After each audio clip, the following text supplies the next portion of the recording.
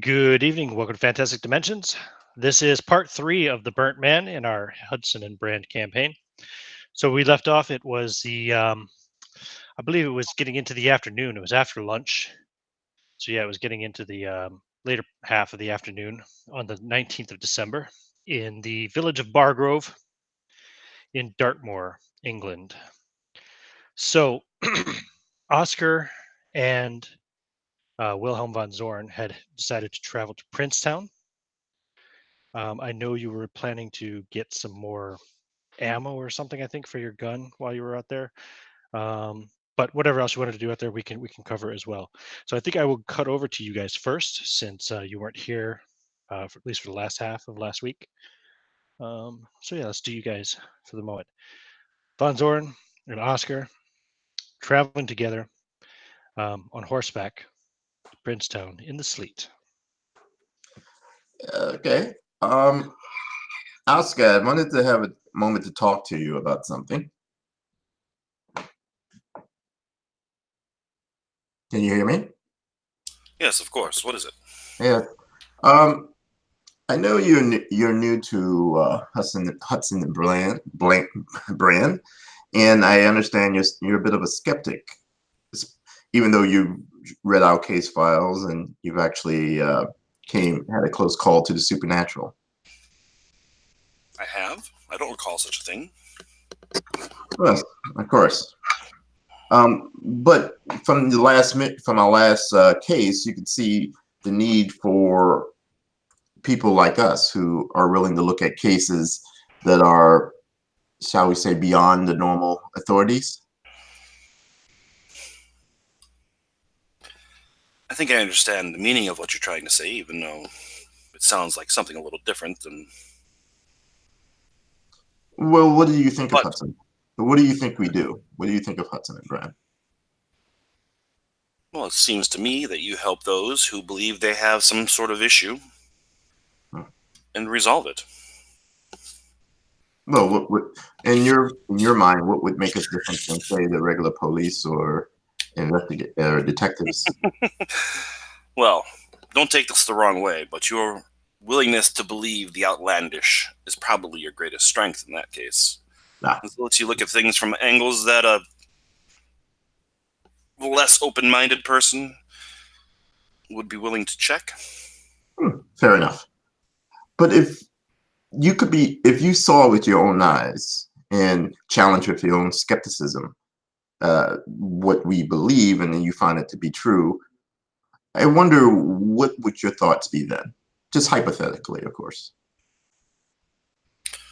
Well, I would welcome the opportunity. I have investigated many psychics in my time, people who claim to speak with the dead or have some sort of paranormal ability. And 100% of the time, they have been lying. Of course. Using tricks and sleights of hand, psychological techniques to draw out information. You'd be surprised what people give up just a normal conversation that you can bring back just a minute later and they'll have completely forgot about it. But as soon as you mention it, well, you might as well be Jesus Christ walking across the water to them. Well, I have no doubt, Oscar. I've seen your show. You're magnificent, and if I didn't know better, I would believe you're, you had powers yourself. But I guess what my point is that at some point you will probably, if you hang with Hudson and Brand, you will see what we've seen, and I believe that not only we detectives and our clients are at danger, or one would say at war with the supernatural, I believe perhaps the whole world is. And it's the duty of good men, and in the case of Ms. Morrow, good women too, to do something about it. And I guess what I'm proposing is to expand our agency to be more than just a local agency in a part of London, and perhaps expand our reach further. Our last mission dealing with the Egyptians in the Middle East really does show that we are dealing with a larger, some would say, conspiracy. I mean, there is a company in northern Germany that I believe is maybe at the heart of all this. I'm sure you've read about it in our case files. And Those import exporters. I forget the name at the moment. I did too. Yes. And like I said, I don't expect you. I don't expect you now to believe without seeing it for your own eyes. But if you do, I would be interested in you and I, since we have the resources to expand, uh, developing a large supernatural library with perhaps Ms. Morrow as the main librarian, gathering weapons to fight the darkness that we've been facing, and also gathering others, maybe a brain trust, if you will, an international brain trust. I've been sending out feelers and letters to Miskatonic University in America, for they are the perhaps premier experts on the occult that at least I know of. And I believe if you continue with us and you see for yourself the enemy that we're facing, I would only ask that you would consider investing in expanding the agency, getting more agents, more tools, more experts. Well, we'll have to see. First, I would need to see some evidence, which so far has been lacking, at least as far as I'm concerned. I would expect nothing less from you. But if there is such a threat out there, then as it stands right now, I just pass the time letting my manager run a theater and occasionally putting on a magic show. It's been rather boring, which is why I began associating more with you folks. It was quite exciting last time around, even though I was injured by that Yes, but person. But still, it's better than sitting on my butt in my apartment all day. Well, what I found out in war is this: there are two types of people: those who run from the fire, run from gunfire, and those who run towards it. And you are the latter, sir. And we need more men like you, and women too. Well, you flatter me. I don't know that I have that bravery to speak of. Sir, I'm Prussian. We don't flatter. So, anyway, so hopefully we can. Hopefully, I'm looking for some new ammo and several things, some gunpowder and some other tools in Princetown. Hopefully, we can find that relatively quickly. My plans also is to scout out the hilltops. I was looking at the map and I noticed these things called tors, which I was told are hilltops. They seem to be prominent on the map. So I was thinking tomorrow, taking the horses out, maybe gathering a few men and just doing some daytime reconnaissance. Very well. I did not really get the opportunity to do a thorough examination of the manor house yet, though. That is something I would rather like to do. Yes. Hello. Yes, I think that'd probably be a good idea. Did you need something? Okay. Oh. Sorry, can you hear me now? Yeah. I must have lagged out there for a while because I was talking and getting no response. I couldn't hear anybody. Sorry. Yeah, you noticed the tors, they're the hilltops, correct? Yes. So unless there's something else, I'm just gonna, unless Oscar got anything else, we're just gonna head towards Well, what is on your shopping list? One of my shopping lists is 4 clay 16-ounce clay jars, the type they use to store dry herbs in. 4 5-ounce bars of wax. 2 pounds of ball bearings, preferably if they have them cold iron ones. Give me a luck roll. Oh, dude.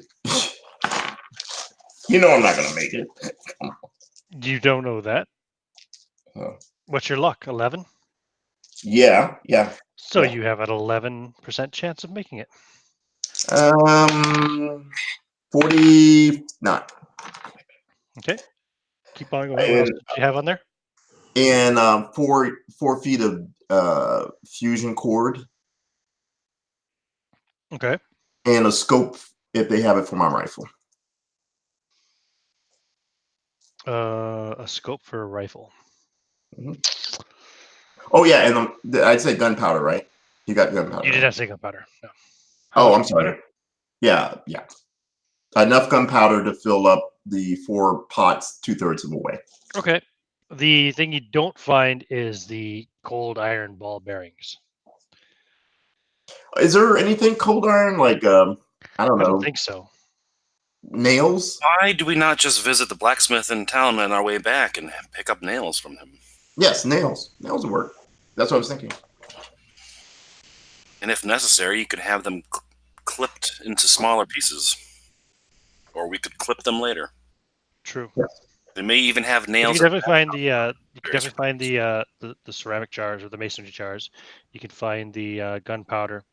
Scope for a rifle? Trying to think of how common scopes would have been That was one thing I didn't look up. So, in the I know they have them 1910 back day. then, but I don't know how common they are. No, I'm going to say you don't find a scope. Okay, fine. That's cool. If I can get the Yeah. gunpowder and the clay pots and the Mhm. cord and Yep. the Oscar's right, the nails, Wax. Yep. I will be a happy man. Okay. Yep. No problem. That you can do. Okay. And so, what time was it when you decided to head for Princetown? I believe it was the morning. Okay. Yep. So you can get all that done before lunchtime. All that shopping. It'll be about midday. Okay. We'll head back to. I assume we'll head back to Bargrove Hall. So, I assume. Okay. Yep. By the time you get back to Bargrove Hall, you will have just missed Master Carmichael and Miss Morrow and Gerard. They've already left for Bargrove itself. But you could have some leftovers from the lunch and everything as well. Okay. And do you want to do anything else in the next couple of hours before they return Yes. from Bargrove? I will begin my thorough examination of the mansion. Okay, cool. Including the rooms that you couldn't get to before. Correct. Mm-hmm. I will start making the anti-fairy bombs. Yeah. Anti-fairy grenades. I'm not saying it's fairies, but it's fairies. Actually, yeah, you need to get nails, right? So you'll need to go into Bargrove, right? Well, you could ask first. I would ask the butler if they have those already in stock for like various repairs around the hall. Mm-hmm. Maybe They probably have some. Yeah. Maybe not enough though. You might still end up going to town. Yeah. Oh, I got the mixture of barbarians. Yeah, I mean, it's not planning on having like half of the clay pots full of nails, but enough. Yeah, you'll find enough. That's fine. You set to getting those made up. Oscar, you continue looking around the outside. What's your spot hidden percentage? It is 45%. Okay. Yeah, so you're checking. Let's see here. Let's pull up the map. The rooms that you couldn't really check before were like the Ursula's room, the school room, which is connected to it, and the master bedroom, which is where Lady Amanda sleeps, and where Ursula slept actually last night after her nightmare. The nanny's room as well, which is Cellar, right beside Ursula's room. Yeah, going up into the attic. So that is the servants' rooms. You did check the cellar before. Well, I won't bother their rooms, but like the common areas. Common areas of the attic. I think it's all Right. servant stuff. Let me double check here. Where's Oh, and if I get a chance, is there a window that opens out on where that gargoyle was at? That fell. roughly, yeah, more or less. How, Not exactly, but yeah. how precarious would it be to go out and examine it? The gargoyle. Mm-hmm. Do you want to climb up onto the roof? Yeah, you could probably be done. Do you have a climb skill? Yeah. I mean, I know No. you have a climb Oh, skill, but I got 20. I just did the base 20. okay. If it's going to Yeah, be like something that looks you get dangerous, access to I'm it not through the gonna do attic, though. You can get access to the roof through the attic. it. Okay. Yeah, the attic's mostly servants' quarters. Oh, is there a map of the attic? Yeah, there is. Okay, cool. Yeah, you can get up there. The servants might look at you kind of funny because they're not used to having people up there at all. Sure. Um, That's why I deliberately do not examine their rooms, because I'd rather not invade their private, little privacy they get. mm-hmm. Sure, you just want access to the roof. So you Right. can get out there and examine the gargoyle. Look for like tool marks or anything that would indicate how it fell, if there's anything like that, or if it's just been completely replaced. Yeah, but it has been replaced. Well, it hasn't been replaced; it's been repaired. Right. So I'm probably not gonna be able to see anything, especially if it was years ago and it's already weathered a bit. Yeah, I mean, you can definitely tell. You can see that it has been repaired. Mm-hmm.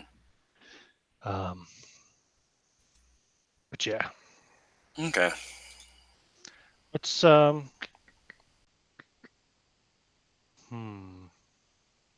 what's your luck? Oh, my luck is. Let's see. It is currently 79. Is it really? Yeah. I haven't had to spend any, and I got a ton last time around. Nice. That last case. So what are you looking for exactly? You're looking for like tool marks. Is it where you might think maybe somebody actually like deliberately- pried it loose or set something up to Mhm. push it at just the right time. Yeah, Outside force. you think it's very plausible looking at it and looking at where the break is, because even though it's repaired, you'd be able to see the break. Right. Make some notes. Excellent. Of course, somebody pushed it down. You know. Right. Exactly. I just nod to myself. Of course. Mm-hmm. But you don't find anything else in the other rooms. Okay.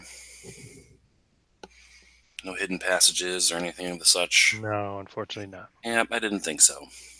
But it was worth a look. And then after I've done that, then I'll examine the furniture that got moved around. Like ask one of the servants to show me objects that have been moved, that were found moved strangely. Mm-hmm. And just go and examine those. So that's gonna all take a while.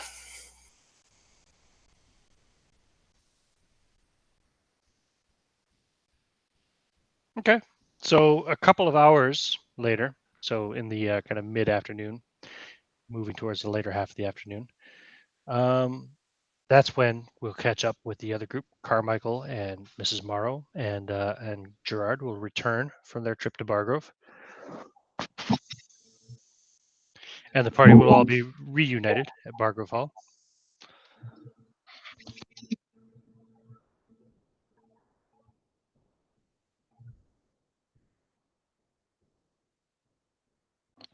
So, Greetings, everyone. I hope that everyone was successful in their endeavors.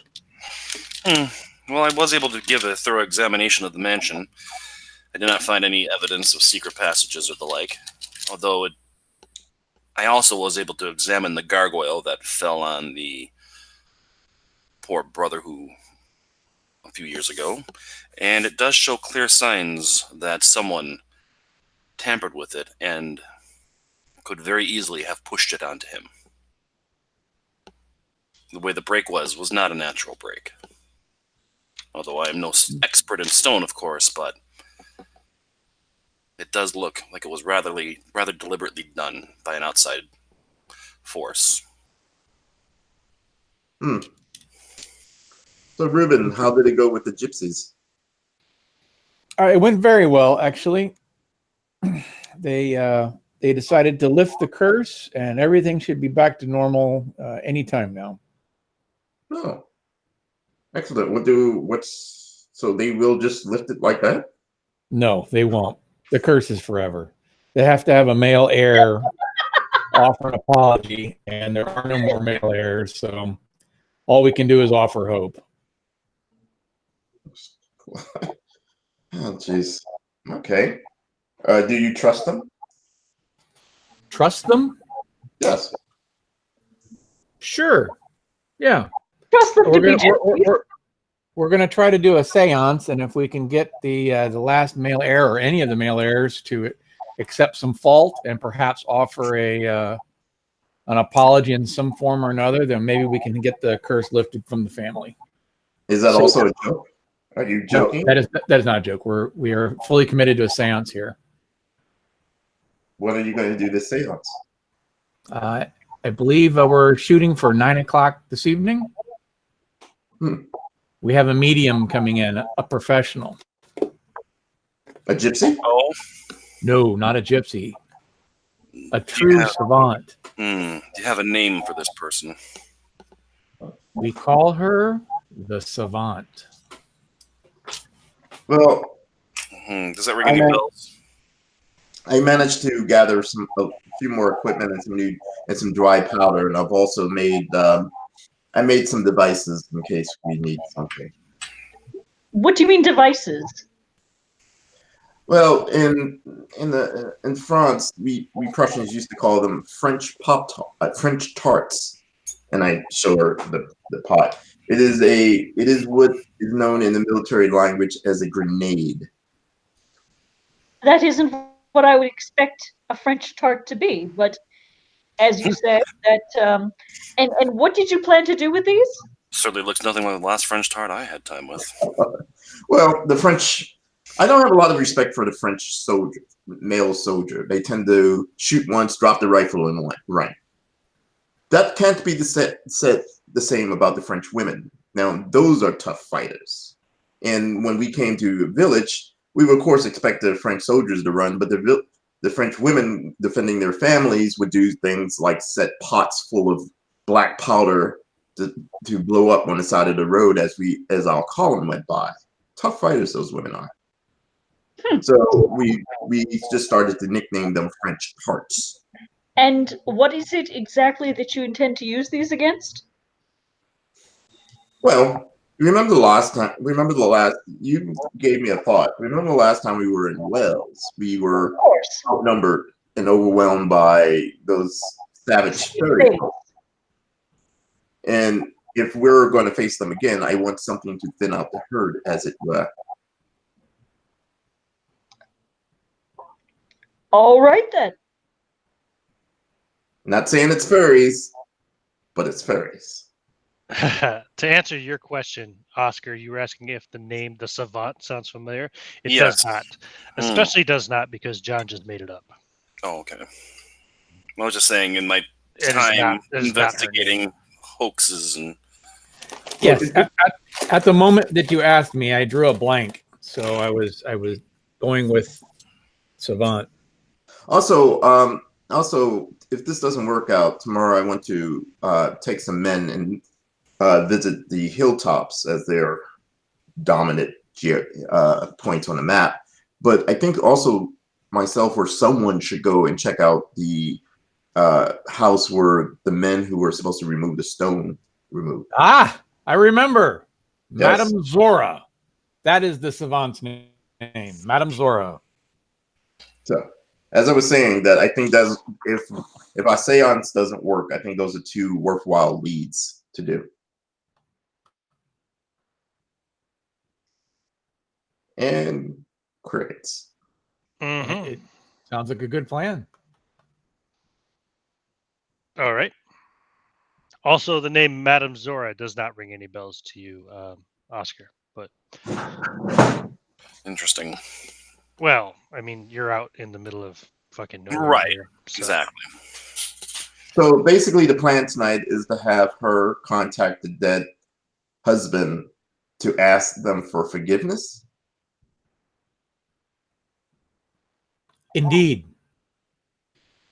If we can get them to apologize, one of the male heirs at least to apologize for the injustice that was put upon them, the initial crime, then the current gypsy queen of the area said that she would consider lifting the curse. You couldn't bribe her or something like that? Yes, I did bribe her. That's why we were at the situation we were in, instead of being shot, stabbed, and sent on our way. Oh. Okay, well, so you think it'll work? I think that our options are limited, and that the lady of the house is very intrigued by a seance, and I think it might ingratiate her to our presence. So at the very least, we gain a little more confidence by our employer. But there is something Oscar, I meant to ask you, or Ruben, or someone else who's more knowledgeable on the occult. If it's the father who's the spirit, why did he scare his daughter? Perhaps he did not mean to, that his mere presence is what was scaring her. He may have just wanted to give her a hug, but now that he's a spirit, it comes across as something unwholesome. Do you think he'll try it again? Oscar, do you want to weigh in on that? I'm just kind of Holding your tongue? Well, I've done reading on what people have claimed for ghosts in the past, but as I understand it, isn't a spirit isn't a spirit supposed to have some sort of unfinished business? Perhaps he has unfinished business with his daughter, and that is why he appeared to her. Although I still believe that there is no spirit, and she is simply just a traumatized young child. Perhaps he wishes to apologize for his descendants' crime against the gypsies and lift the curse from his family. How fortuitous that we're having the seance. I'm glad we all agree. No, I don't disagree with the seance. I think that's an excellent idea, personally.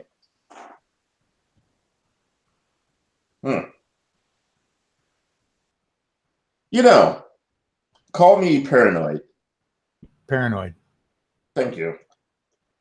Perhaps we should keep an eye on the daughter. What I don't understand is, anytime there's some sort of spirit manifestation, why is it they feel compelled to move the furniture around? What purpose would that serve at all? It boggles the mind.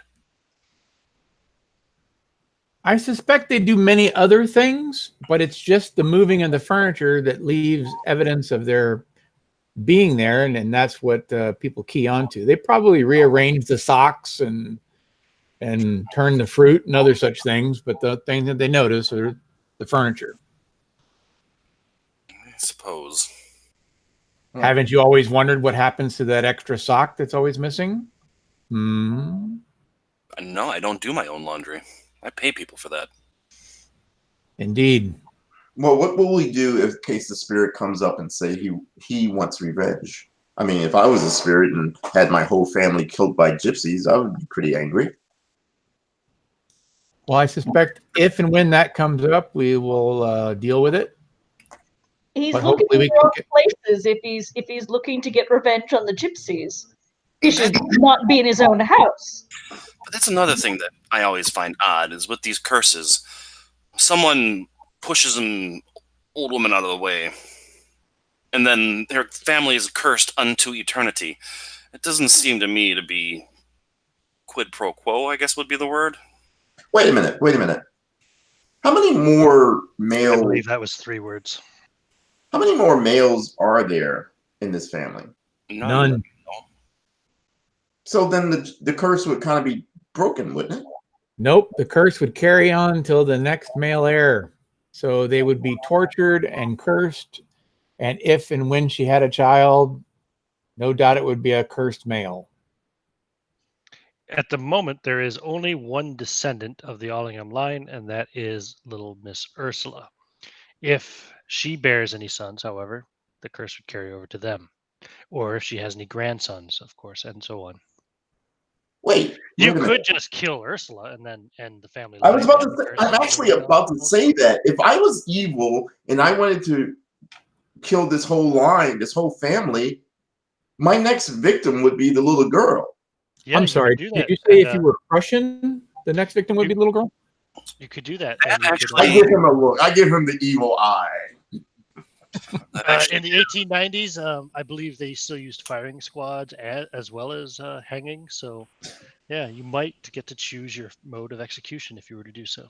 That does, though, lead to an interesting point that she is the only heir, and if someone is trying to eliminate the family, then she would most likely be in grave danger. I mean, even if it wasn't supernatural, even if it was a cult, let's just say the gypsies themselves were doing this. My next attack would be the girl. Then the family itself would be completely wiped out. If you go to the effort, let's assume the curse is real, and you go to the effort to curse a family so that for generations and generations and generations they suffer the indignity and the pain, why would you stop it? You'd want it to continue. At the very least, you would want the girl to grow up and be fertile and have children. So they would probably, if anything, wish fertility on her, not This death. has been going on for what, over 250 years already? But here's the Exactly. other thing. And it only it only kills the males. So she's a tool. Why are we assuming that if there is a spirit here, that it's the father or the male coming back? It could be some other kind of spirit in here. It doesn't necessarily have to be that person, or Could be the old gypsy woman. yeah, it could be well, it could be The anything. original. That's a very good point. Isn't there some line, though, about whatever you do comes back on you 3 times? Would not cursing a family until eternity come back on their own, on themselves, 3 times as worse? I believe if they had initiated a curse, they in fact were doing it because of vengeance. So I suppose there's some sort of stipulation that protects them from it. That's all rather convenient. You'd have to believe in karmic law for that to happen.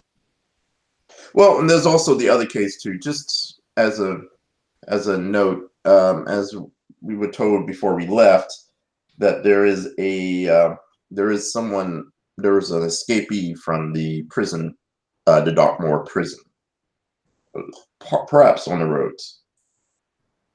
So I would suggest we all remain armed and stay in at least the company of someone else.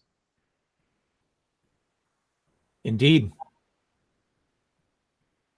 And make sure the windows and make sure the windows and the doors are locked at night. Assuming that no one inside was moving the furniture, and assuming that it isn't a poltergeist, there may be other ways into the mansion that we may want to explore. Where is this meeting that we're having right now? Where is it taking place in? In a parlor, I'm sure. But there's something else I forgot to ask when I forgot to clarify when I was talking to the servant about objects being moved. Is there some object that has been moved more than any other object? No. Okay. Oh, you're all here. I'll stand. Lady Amanda walks into the parlor. Yeah, stand immediately. How goes the investigation? Any luck? We are following a few leads, my lady, and but we feel that it may be a case where it is a curse, and I believe Ruben can tell you more about his plan tonight. Ruben? Yes, milady, we have the seance planned, as you know, and I'm sure that will answer many questions. Oh, a seance. I'm very excited. Did you already tell her? You haven't told her. I thought we had told her immediately so that she could start prepping, but I guess we just got here. You guys just got back. We have made arrangements for a Madame Zora, a well-known medium, to come and commit to a seance for you and your daughter, and with us in tow, to see if we can determine the source of her ailment and her torture. Oh, this is excellent. This is a great idea. Perhaps you might even be able to speak to your dead husband. Do you think? Do you think it's possible? I think there's always a chance. There's a possibility. And if there is a possibility, then, my lady, I would encourage you to think of at least 3 different questions of which none of us here could possibly have the answer, and keep those answers tightly to yourself to ensure that you are indeed speaking to who you wish to. Hmm. What? Why?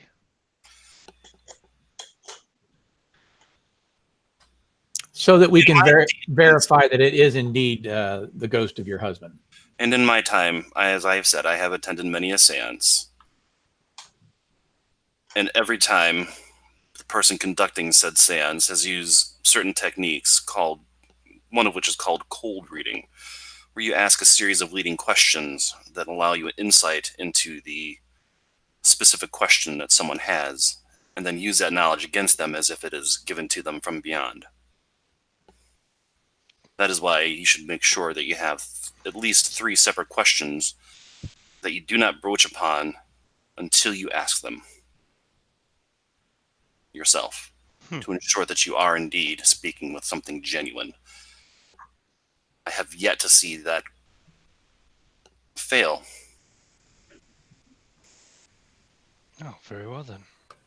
Also, also more on the earthly matters, I believe we were told that a escaped convict from Dartmoor prison, a murderer, has been seen heading north this way.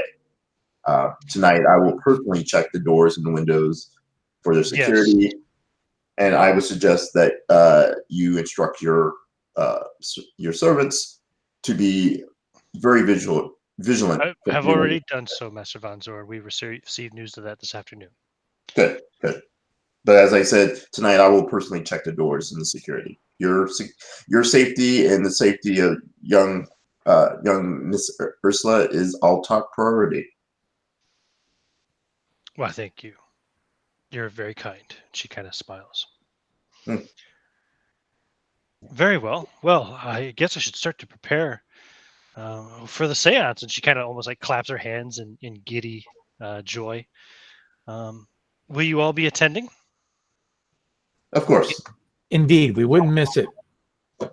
Let's see. There was 5 of you, and me. That makes 6. And then there's Madame Von Zora. She'll be 7. Yeah. So I wonder if she'll bring anyone with her. Well, I'm sure we can get a couple more if needed. Indeed, I'm sure the proper number will be available. I'll speak to Howard and make sure he gets the round table down out of storage. We can use that for the seance. I think it's a round table. Yes, it's definitely a round table. Very good. And she Until starts going on and on about seances and talking about baking fresh bread for the seance and getting out the candles and getting a nice tablecloth. You hear her shouting out to the servants, getting them all busybodying, working around. And let's see, where would they perform the seance? Probably dining room, probably in the parlor. I think the parlor would be the best place, right? Where's the parlor? Number 9. Yeah, it's a nice big room. Yep. Perfect. Oscar, you're familiar with these seances. Is there anything we should be on the lookout for? Leading questions would be the number one thing that they would use. But I would suggest that there would be no tablecloth on the table. That you use one that has legs on the outer corners, and that it is sturdy and flat, and that it is heavy, so that one person cannot possibly pick it up by themselves. Many times, these charlatans will want a table with a centerpiece, like a center pedestal, to make it easy to tip. They also like to use tables that are uneven, again, to make it tip. So you want to make sure that it's level and sturdy and heavy, such that I think that most circular tables are, if it's a circle as opposed to an oval, would be have and even ovals. Now that I think about, I don't recall ever seeing a circular table that didn't have a central pillar. do we need a circular table? I suppose. The lady has chosen the table, so I suspect we should follow along and let her have it. Lady Allingham speaks up. Yes, Oscar. Sorry, she wouldn't call you Oscar. What's your last name? Bennett. Yes, Mr. Bennett, is very important to use a round table for a seance. Hmm. I'll examine the table then. Well, it'll be a little bit. They're working on getting it all set up, but Right. yeah, they're at the moment they're moving furniture around in the parlor to make room for the setup. Mm-hmm. Okay. But yeah, Well, you can definitely make gonna the go. fact that you want to examine.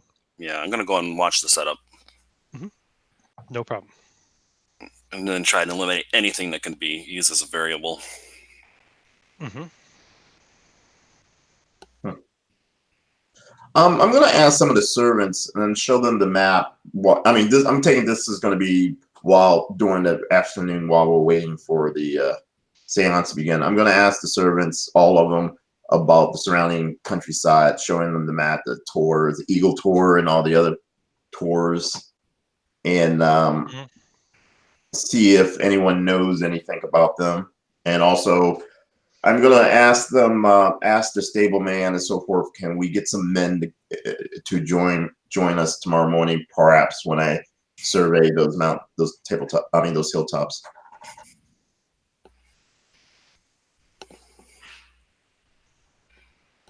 Okay, no problem. So as you're kind of asking around the old, asking about the tours, only one of them kind of stands out from the others, and that's Eagle Tour.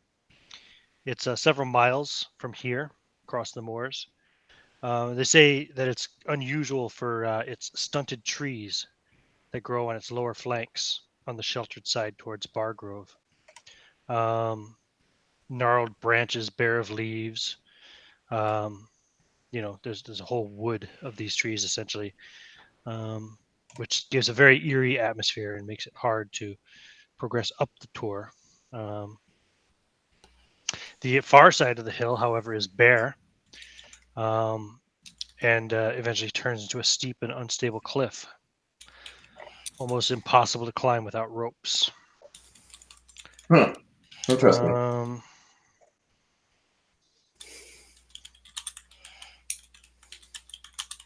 You said that was Eagle Tour? Mm-hmm. And what about Shining Tour? It's Red Brown. just an old name. Just an old name.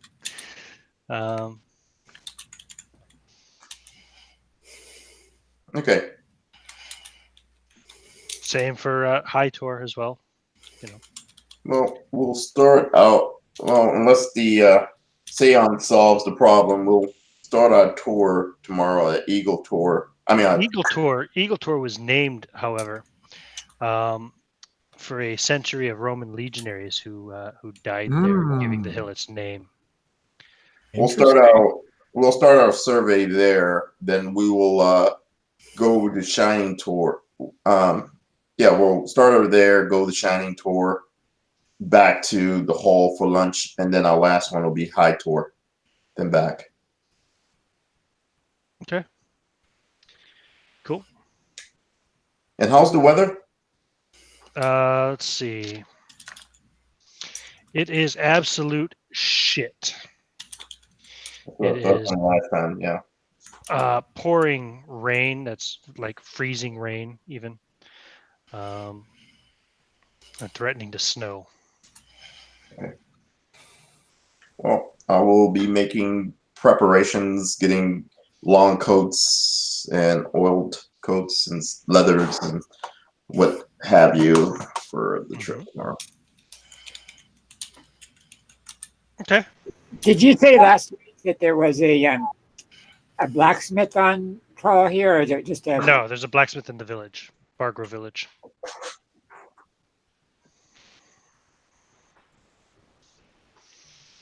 Okay. I want to talk to Ruben, and I guess Joseph without talking to the people outside. So if Ruben's available, I'll talk to him. Yes. Just considering, do you really think it's the ghost of the air and not a malevolent fairy spirit?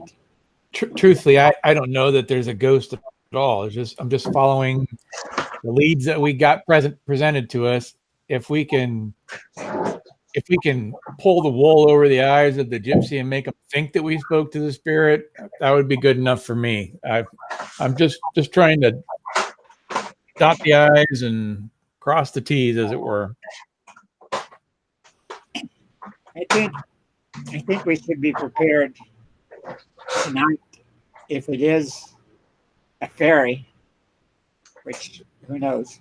I mean, we have had some experience with them, and it's not been pleasant. Well, if it's a fairy, I don't think the seance will have any effect on them. I don't believe they're in the same school of thought, as it were. But the mischief that Miss Morrow was talking about from the books that she had read, Exactly. the mischievousness of it, then they would be drawn to the seance to do mischievous things, probably, or possibly. They might. Either way, we'll have some sort of evidence to work from, regardless of what happens. I would feel comfortable with a nice, sharp, cold steel object myself. Indeed. But not well enough to go through the rain to the town. And That something you said raised an important question. Were you planning on inviting the old woman, what was her name, Maria Petalengro, to the seance? And if so, were you going to talk to Lady Ellingham about it first? Because that was sort of needling at the back of my mind as well. If we do contact whoever, any of the heirs,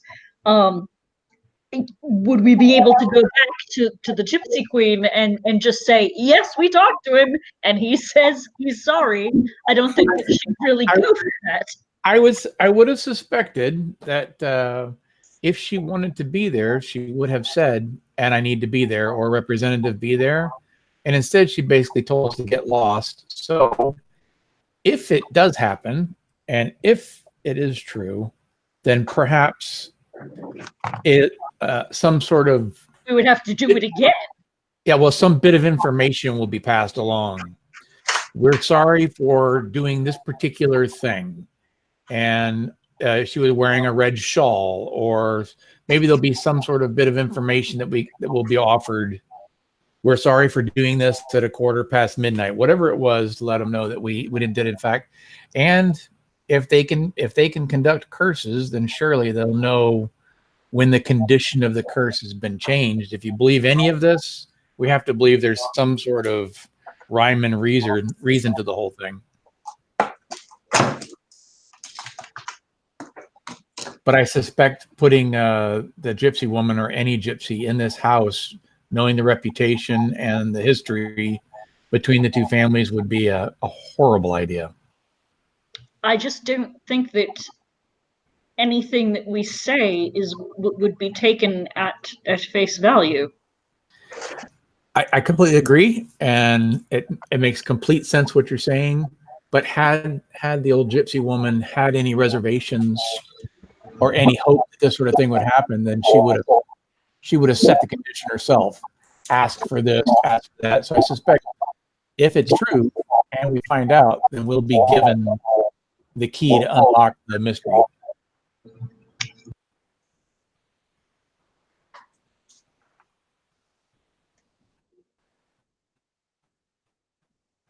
But those were all valid thoughts, indeed. But who knows? I just muted Jennifer in the middle of that. Yes. Getting a really bad feedback from your side. I don't know if you're not wearing headphones or something and your volume's turned up too loud. Okay, I will. Back. In the past, when I've used headphones, it has made it. God damn it! I did not mean to do it that time either. Shit! I keep hitting the wrong button. I don't have my freaking. Sorry, Jen. I muted you again. You can unmute yourself. Where is the fucking? Yeah, I don't have the sound. I used to have a sound control panel, but it seems to have disappeared. All right, can you hear me? I can hear you. Okay, then I now have headphones on. Okay. We'll see if it makes it any better. I'm not sure. It's just all the sound was bouncing back. It was making a really weird distortion. Okay. So, okay. So no, we're not inviting the Gypsy Queen, as Mrs. Morrow has dubbed her. Okay. Honestly, I suspect that if she wanted to be there, she would have said, "And I'll be there." You know, I don't think it would have been a, you know, Hey, either. whatever helps you sleep at night. Yeah. Okay. Whatever. NyQuil.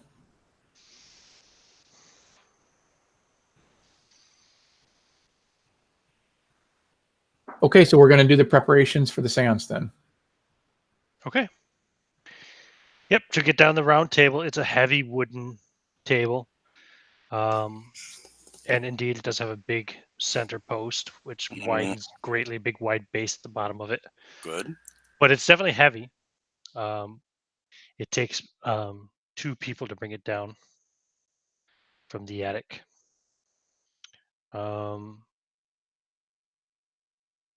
Let's see here. Yeah, they get a white tablecloth to go over it. And Lady Amanda will decorate it with several candelabras and several bowls with napkins in them. She says that'll be for the bread. The candelabras, of course, are for the candles. When you get a chance, I just realized they have a library here. Yeah. Can I take the time while I was asking to go in the library and see if there's any books on the geography around the area, including this Eagle Tour or the Hill Tour or Shining Tour, through a library use role, which I rarely ever use? Yeah, I suppose so.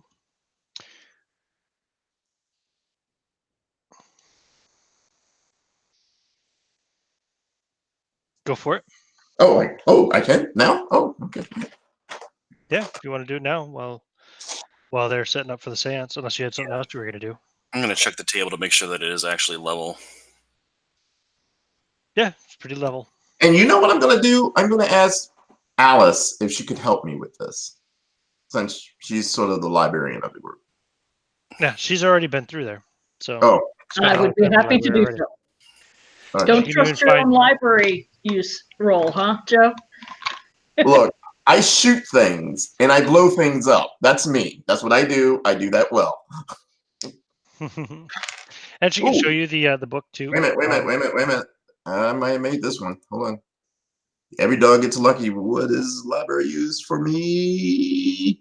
30. Shit. I rolled a 32. All right. Okay, because Alice has already found this book. So I already found this book. Okay, great. Alice has already found this book, I'm pretty sure. If not, I'm giving you a freebie, I guess. Oh, So this one about Dartmoor in the Roman days. Oh yeah. Mm-hmm. In the time of Emperor Claudius, when Rome successfully conquered southern Britain, a century of men from Legio IX Hispania was called to quell a small uprising in the kingdom of the Domnonii. Traveling to what is today called Dartmoor, the legionaries discovered druid priests engaged in human sacrifice, a practice outlawed by Caesar, within the burnt grove. The legion fell upon the bearded priests, but the druids called their allies the people of the hollow hills, and by their magics and by the fearful power of the old gods, the Romans were defeated. Only one man survived to tell the tale, and he was mad. This event is placed by my reckoning in the vicinity of Bargrove village, whose name may well be a corruption of Burnt Grove. Perhaps on the hill the locals call Eagle Tor, in approximately 48 AD. Interestingly enough, the 9th Hispania was considered a cursed legion thereafter, and vanished to the last man in the mists beyond Hadrian's Wall. so Zorn is saying this out loud. Isn't druids connected to the fairies of some sort? They are of the same culture, but And fairy mythology is generally from the Celtic lands, which were also where the people who we now identify as Druids were from. and the people that the Romans described as people of the Hollowed Hills, Yes, could they not be the same savages that we met up with in Wales? entirely possible. Yes. I wonder if we might Give me an find. occult roll. Ooh, Who? who? Whoever is involved in this conversation. Oh, yeah. Yay! 8. I rolled an 8. Hey, guess possible what? that I they just may rolled be- a 1. Oh wow. I got a So- 31 and I rolled an 8. Well, I rolled a 50, but I have an occult of 80. So Damn. You all succeeded very well. You all succeeded. But while yes, it is possible they may be a similar tribe of people, it's highly unlikely they're the same people. Right. my Because thought is, The fairies previous tend group to you be met, very local to whatever area. the is there previous group you met perchance- were the Tulateg, of Wales, and you're now in Dartmoor. perhaps there might be some modern representatives of the Druid faith still today in this area.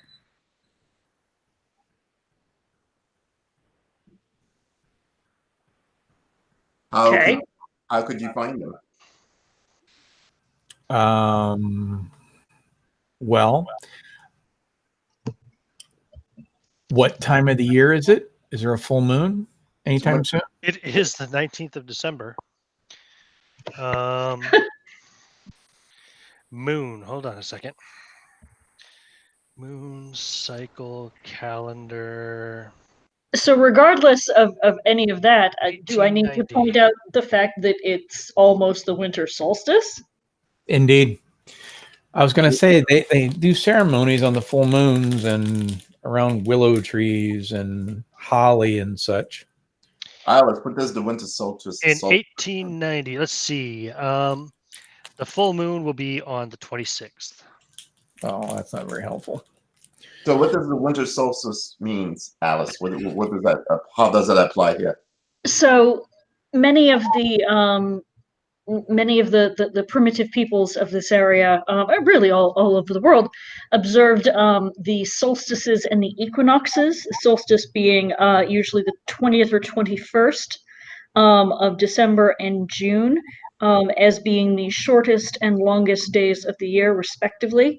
As you can imagine, an agrarian culture that is based around planting and things like that. The movement of the sun was very important, and so these were considered very holy days, very appropriate times for magical workings, and so on and so forth. That's the solstices, the equinoxes as well, including in the fall. You would be familiar with the fall one, which is Halloween. Yes, yes, Which is one of the cross-quarter festivals. yes. But what does this have to do with the fairies? I'm just saying that if one was doing fairy magic, which is associated with this culture, it would not be completely unusual. At the very least, the local people might see that as a time that would be appropriate for some sort of magic.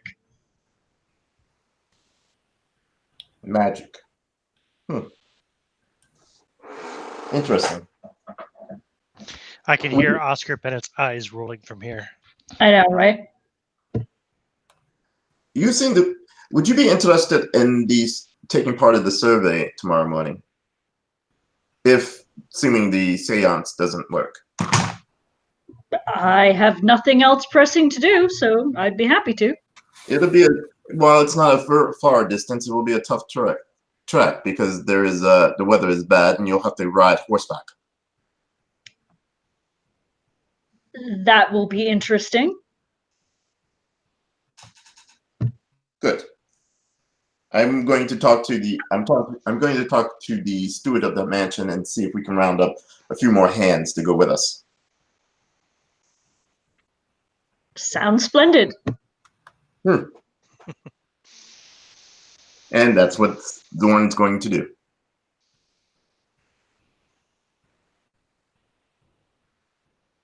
Okay. How So much longer till 9 when the Madame Zora shows up? it's not even dinner time yet. It's probably best point in time is probably like maybe 3:30, 4 o'clock in the afternoon. Okay, very good. All right, very good. So dinner will be served in a couple of hours. So the preparations in the parlor continue, Oscar. They have the round table, white tablecloth, baskets, like she said, for bread-like baskets, you know. Mm-hmm. Several like little kind of, I said candelabras is correct. Yeah, candelabras. Several candelabras,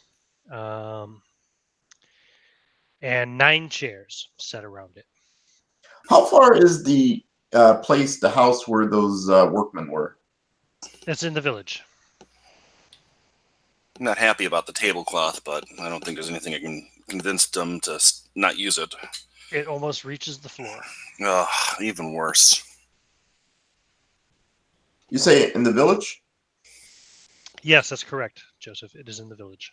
If you go back to the village map, it's the big house on the northeast side of town. The big. I don't think it's a single house, right? It's cottages, several cottages. But yeah. Rob, what is your character's name? What's your character's name again? I keep forgetting. Oh my God, Joseph. I know. I'm old. I am old. Gerard. Gerard, I'm sorry, man. I'm so sorry. No problem. Gerard, are you busy now? Nope. You're familiar with the town, aren't you? A little bit, yeah. I've been in the town, walked around it, been into the tavern. Would you come with me for a minute? I want to ride into the town to just visit those guys. If nothing else, maybe we can hire them for the survey tomorrow. Sure. Are you planning on taking a coach or? No, horseman. A horse. Yes. You ride, don't you? Actually, I don't know if I don't think he has a riding skill. I'm not sure, but I think he doesn't really want to do that in the rain and. No, he doesn't. I don't think. This is Britain, my friend. If you wait for the sun to come out, you'll be waiting weeks. I don't think it's a proper time to try to learn how to ride a horse in this weather, though. Myself. Do you need a wagon? Do you need a wagon or something? I prefer going into town in a coach, yeah. But I can walk with you, I guess. That's what you'd like. Yes. I'm going to speak to these men before tomorrow. Why don't you just have him ride with you on one horse? Me on a horse? You mean he's going to bitch seat a horse? Yeah, why not? He gets on behind you and wraps his arms around you, holds on tight. Yeah, I don't think so. No. I don't want to be riding into town and have one of those moments, Challenged masculinity. It is the right month for it. Rob, did it make you uncomfortable, Wilhelm? No. Wait a minute. Whoa. Not just me here. Did I just hear an X card get played? Can we just say we get into the town and skip this? Sure. I mean, when are you going? Right now? Yeah, it's only 3:30, right? You're gonna be late for dinner? Possibly. Well, it's only 3:30. The town is only a half an hour away, right? Yeah. Less. I'm not planning on spending a long time. I'm just gonna run in, see what they're up to, and see if I can hire them. Okay. Yeah, sure. There are several families. The men, they're all British, but they're just not from this part of the country, But yeah. Okay. They are not currently working on anything. Huh? They're not currently working on anything. What do you want to try to convince them for? Well, I'm going to ask them first. I'm going to ask them, did they see anything prior to Bargrove dying? No. If they'll sing the praises of Lord Bargrove and talk about his generosity and his fairness in dealing with them and taking care of them.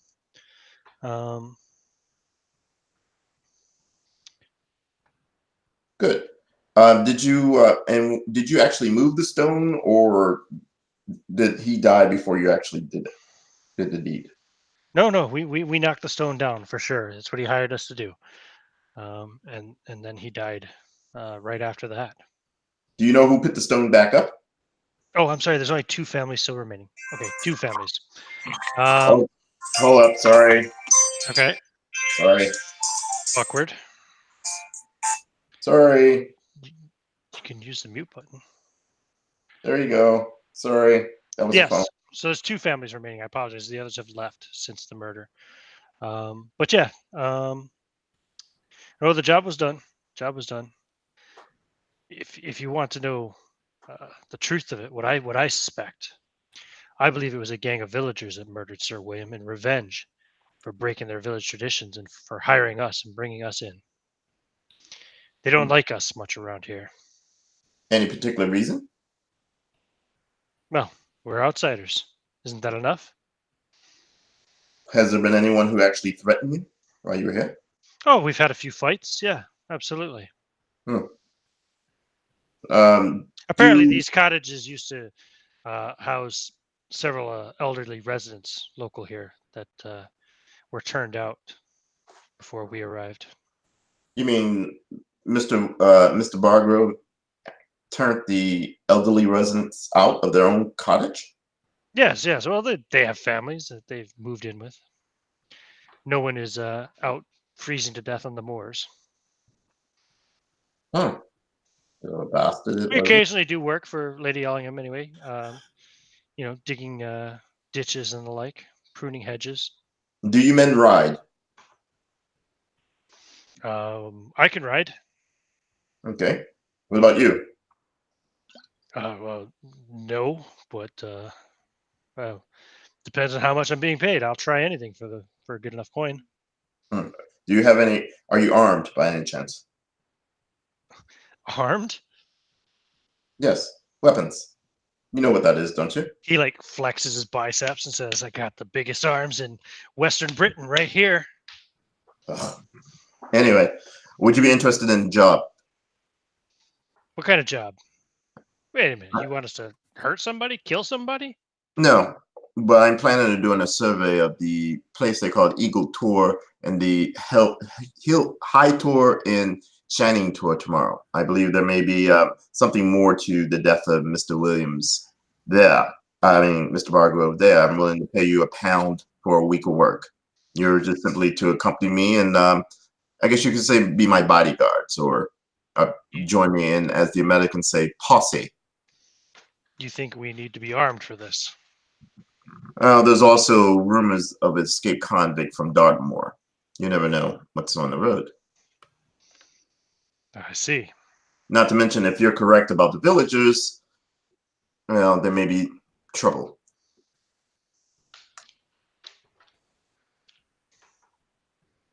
What do you say? What say you? Yeah, we'll do the survey with you. Okay. Meet me back at Bargrove Hall. Meet me in Bargrove Hall at 5 o'clock tomorrow morning. Very well, sir. Till tomorrow.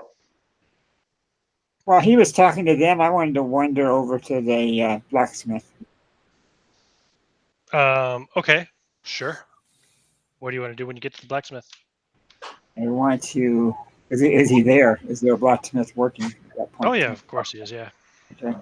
I'll ask him. Does he have any discarded metal? Looking for steel, cold steel, just Cold pieces, scrap, the cold iron. Yeah. Discarded. Why? You're looking for something free, are you? A handout? Is it? No. I'm not that way. Weren't you at the pub the other night? I wasn't, but I think I heard about you. You're the fiddler, huh? Yeah. Another outsider. He spits. Okay, well, what do you have? Looking for some cold iron. Cold iron. I just need strap pieces. Not a project. Unforged. Yes. What's your luck? You say Robin? roll my luck? No, what is your luck? Oh, my luck is. Hold on just a minute. I have it down right here. My luck, I think, is -5. It's 55. Yeah, I got some pieces right here. I can give them to you cheap. Not free though. You'll still have to pay. That's fine. That's fine. I need small pieces. I mean, very tiny pieces, but multiple. I mean, tiny pieces. Oh, any more demands you have for this cheap metal that you want to get from me? Well, I'm not demanding. I was just asking. I figured you Small even have pieces, lots of them. I would like to have that. Unforged, cold iron. Yes. Seems like plenty of demands to me. Hmm. You don't have much pleasure in your life, do you? I have plenty of pleasure in my life. You, sir, are not one of them. Play your fiddle. I, yeah. Would you like me to play you a song? I would not. I heard about your gypsy prattle the other night. Oh, that was just one of many songs that I played. Everybody seemed to be happy. Here are the scraps. That'll be 10 pounds, and I'll be done with you. 10 pounds? 10 pounds. Do you Sir. want them or not? How much did he show me? I mean, Yeah, like a sack's worth. Is it 10 pounds in the sack, basically? I mean, does it feel like it's equivalent? Do you have an appraised skill? An appraised skill? I don't think so. You're not sure. You're not sure, but you would not be surprised if he's trying to rip you off. He obviously does not like you at all. Yeah, well, beggars can't be choosers, so. Okay, let me even see if I got 10 pounds. I don't know. Hold on, let me take a look. Well, you got like 10 pounds, I think, the other night in the pub, didn't you? I'm not sure. I'd have to look. With your tips and all. Yeah. I think you do. Yeah, you should have 10 pounds. Okay, I It got it might be right. not all you have, but you have it. Yeah, well, it's worth it. Looking at the money that I had, it's not listed right here, but okay. I'll pay. Oh, I got 100 shillings. That's what I got. That's okay. Yeah. Ooh, So 100 shillings? that's what it says. Plus 100 shillings. I think that's a little. That less was than his five- tips. 5 That was his pounds. tips from the other night. That's Yeah. a little less than 5 pounds. Yeah. Well, you know that if you needed something, you could just come and ask me. Well, you're Nobody in busy. their right mind would pay 10 pounds for a couple bits of iron. Yeah, that's what I'm kind of thinking myself too. So, thank you anyway. That's a little bit more than what I brought with me. Unfortunate. The door's over there. Good evening. Have a nice day. Go back where We should kill him. someone. Who said that? The Prussian. Oh, John.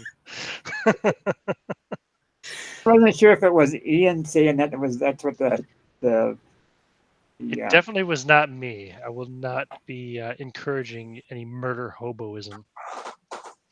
Okay. So you don't Blacksmith get the has it cold iron, coming. but you've got the 2 guys hired. They said they'll be at Bargrove Hall at 5 o'clock in the morning. Wilhelm. Okay. All right. I think that's all he's doing until the seance. You have my word. That'll give you plenty of time, or just enough time to get back for dinner. Wet and cold though you will be. And yeah, so let's take a bio break. Aye, aye. Cake. Thank you.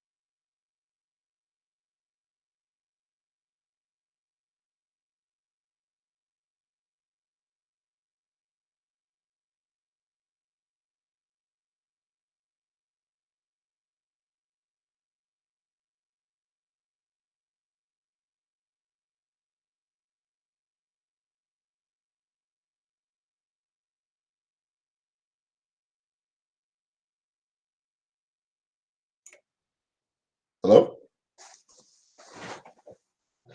We're sorry. Playing group that you wish to speak with is not available right now. Please leave messages after the tone, and we'll be happy to RP with you later. Tone.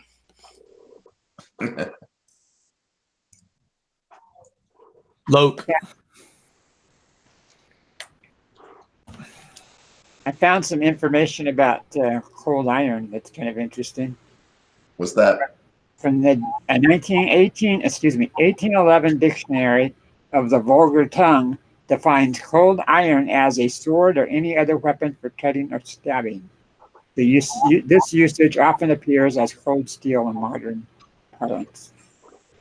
So, For blacksmithing, cold iron was typically done away from the forge. It was something that the apprentice would do, and they would have a mold, and they would take little slivers. They would use the little bits and pieces, and typically that's how they would make nails. They would drive these bits of iron into a mold and then tap it back out, and that's how they would make nails and spikes. And that's typically why it would be a fairy pariah, because it never was touched by heat, presumably. interesting. Because when you forge, you have to get up to a forging color, and then you reform the metal as it is. But if you take the idea that if you take the iron as it was provided and just reshape it without putting heat to it, that it retains its nature from the ground, and that's what is toxic or poison or binding to a fairy. Because typically in the stories, you could nail a fairy, and then they were bound to you until you remove the nail. So no matter how strong they were, they could not remove their own nail, and it would a source of pain and that sort of thing. That's what we needed then. It's just one nail and a hammer, so we could nail the fairy or the ghost. Something. Yeah, I'm trying not to metagame. One of my best friends was one of the editors off in Changeling and White Wolf. So I know a lot about fairies, but Zorn doesn't know a lot about fairies. Didn't Jennifer do a bunch of work for White Wolf in those lines for Changeling? Yep, both of them did. Yep, that's how I know Jennifer. Very cool. Actually, don't tell anybody, but Changeling was my least favorite game. I was just going to say Changeling was one of the few ones that actually appealed to me in the slightest. Really? Yeah, well, I'm gonna take that back. Changeling wasn't the least. It was the ghost one. I can't remember what it was called. Yeah, the ghost one was silly. Yeah, I changed my answer. That one was the silly. That was the least favorite. I just didn't feel it. Didn't feel me. I prefer humans versus the World of Darkness rather than portraying World of Darkness. Just I came from a different, obviously a few years before, so I was an adult when that first came out, and it was just a bunch of creepy weirdos in goth costumes, smoking clove cigarettes and talking in fake accents and mincing about the parking lots. It was terrible. Yeah, Wraith is the only one that I had any interest in, really. I think the Wraith. worst Yeah, that was worst, it. Wraith. Yeah, worst was easily Vampire. Yeah, for sure. Fuck that shit. Yeah, I like Mage. The Mage. If I could have got someone to play it, I love the Mage. Mage is very interesting. The magic and all that's very interesting. I think that White Wolf, especially compared to what people shoot for today, most folks want flavor, but they don't want to have to go through 300 pages of book. And I think that most of the White Wolf products got so heavy. Yeah, I totally agree with you. It's just it was like carrying that, like kids carrying their backpack to school. I was like, I don't want to do that for fun. That's stupid. Yeah, and there was 50 volumes. Mm-hmm. And its rules, and it just got to a point where it's like, all right, I get you. It was only attractive to rules lawyers, and that's just not anything that I'm any interest in. I think everyone's back, right? Everybody I that have returned. counts. Jen said she's back. I haven't heard from Rob though. Yeah. I'm the one that was talking about the Indeed. October. Like I said, I'm old, man. You gotta. So I think we're all here, except for Ian. Well, we could just play without him. Yeah, I'll tell you what. I'll do. I'm here, motherfuckers. But Whoa. Merrick, I don't hear Merrick. I haven't heard anything from Merrick. Merrick, I haven't heard anything from me neither. He's a lazy fuck. He is. And ugly. Right? But at least you understand that. I've seen rhino anuses that are better looking than him. Okay. Hey, Damn. I'm gonna just leave that one alone. TMI. dude. Wow. Dude, I slept in an SUV with you for 4 nights, you son of a bitch. You sure did. I don't know how you survived with your hearing. Right? I had earplugs, remember? Oh, that's right, you did. And we slept like one of us would sleep in the back and the other slept in the seat, so that would be an extra barrier for sound. It was horrible. But yeah. Good times. So basically, you were saying you spent 4 nights together in a vehicle, one in the Yep. back and one in the front. Yep. In a very uncomfortable position. Did y'all have to, reach around at any point? No. Good times. Good No, times. there's enough room. Okay, back to the game. Fucking pricks. So, dinner happens, whatever, blah, blah, blah, blah, seance. Madame Zora and her son show up. Madame Zora shows up with her son and another guy. Ooh, another guy. How mysterious.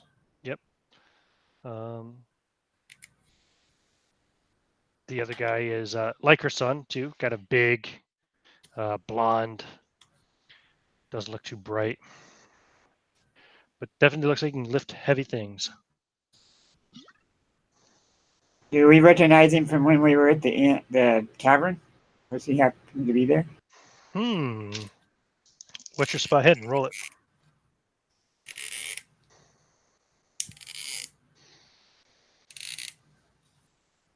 Rob. He's working on it. Oh, sorry.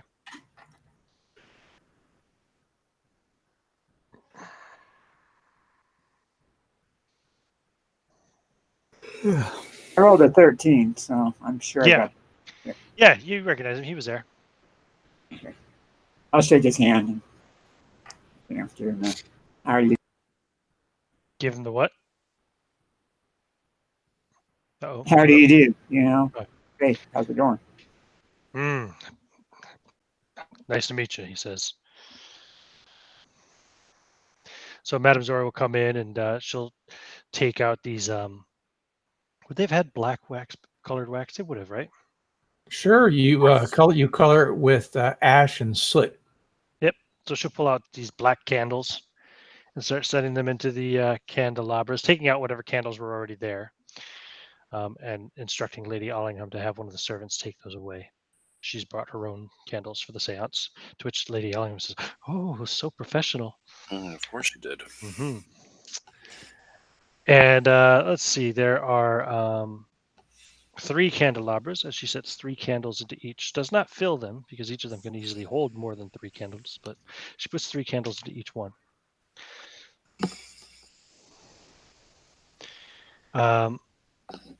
Lady Amanda has one of the servants putting freshly made bread into the bread baskets on the table as well.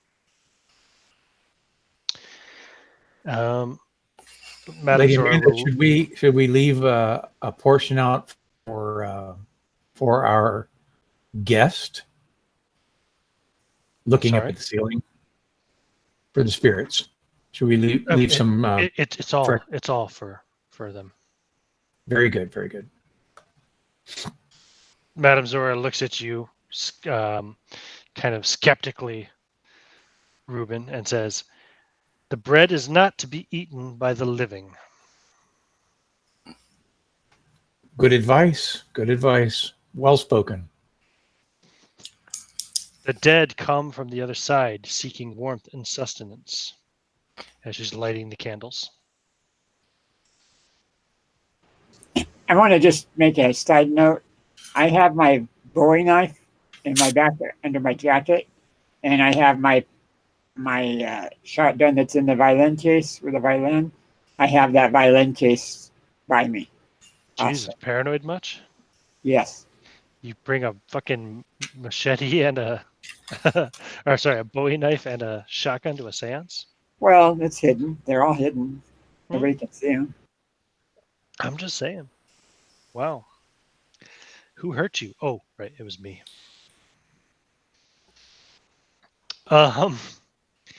So she looks and counts and says, "Okay, well, there are 6 of you and 3 of us. So both names, both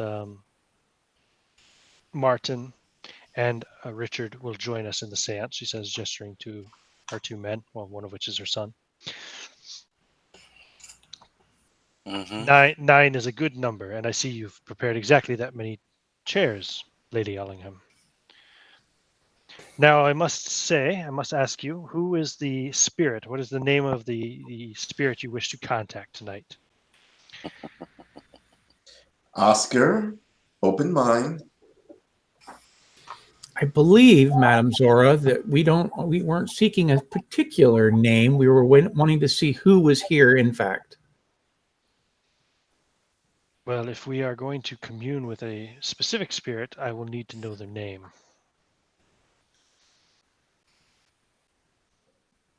I believe it's the master of this former master of this house, Mr. Lord Allingham. We all Yes. give Lady Amanda one speaks up. guy. It's William Allingham, Lord Bargrove.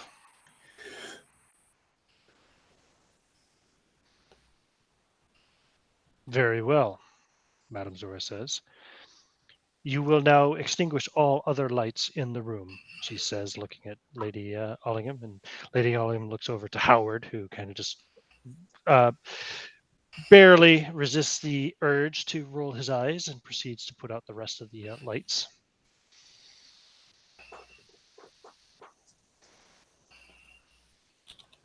Now, if we will all gather here around the table, everyone must link hands.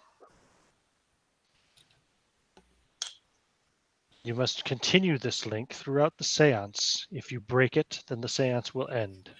Are we all sitting down now? Not yet. Okay. Well, you can. Yeah, you may. So she'll sit down. Okay. So I'll sit down opposite her.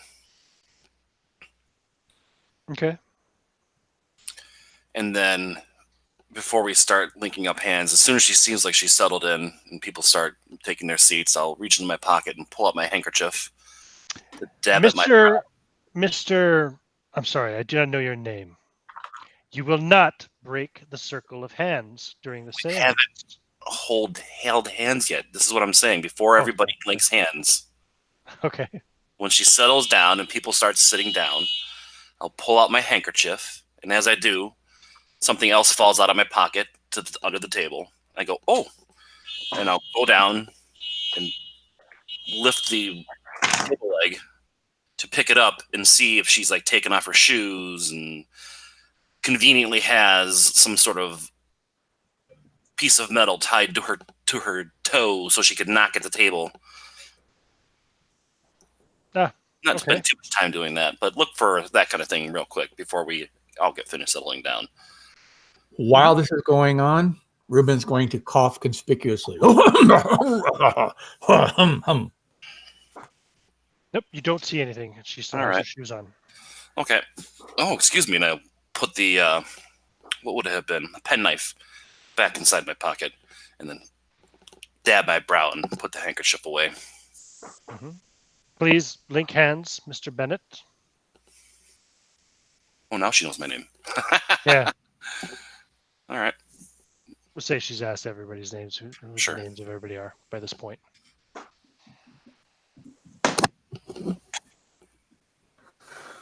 Now, We will attempt to commune with the spirit of Lord William Allingham, Lord Bargrove. When it is over, we will break the link of hands and extinguish the candles. That's what I should have done. Just thought of something I forgot to do. Okay. Oh well, too late now. Once this happens, the seance is over.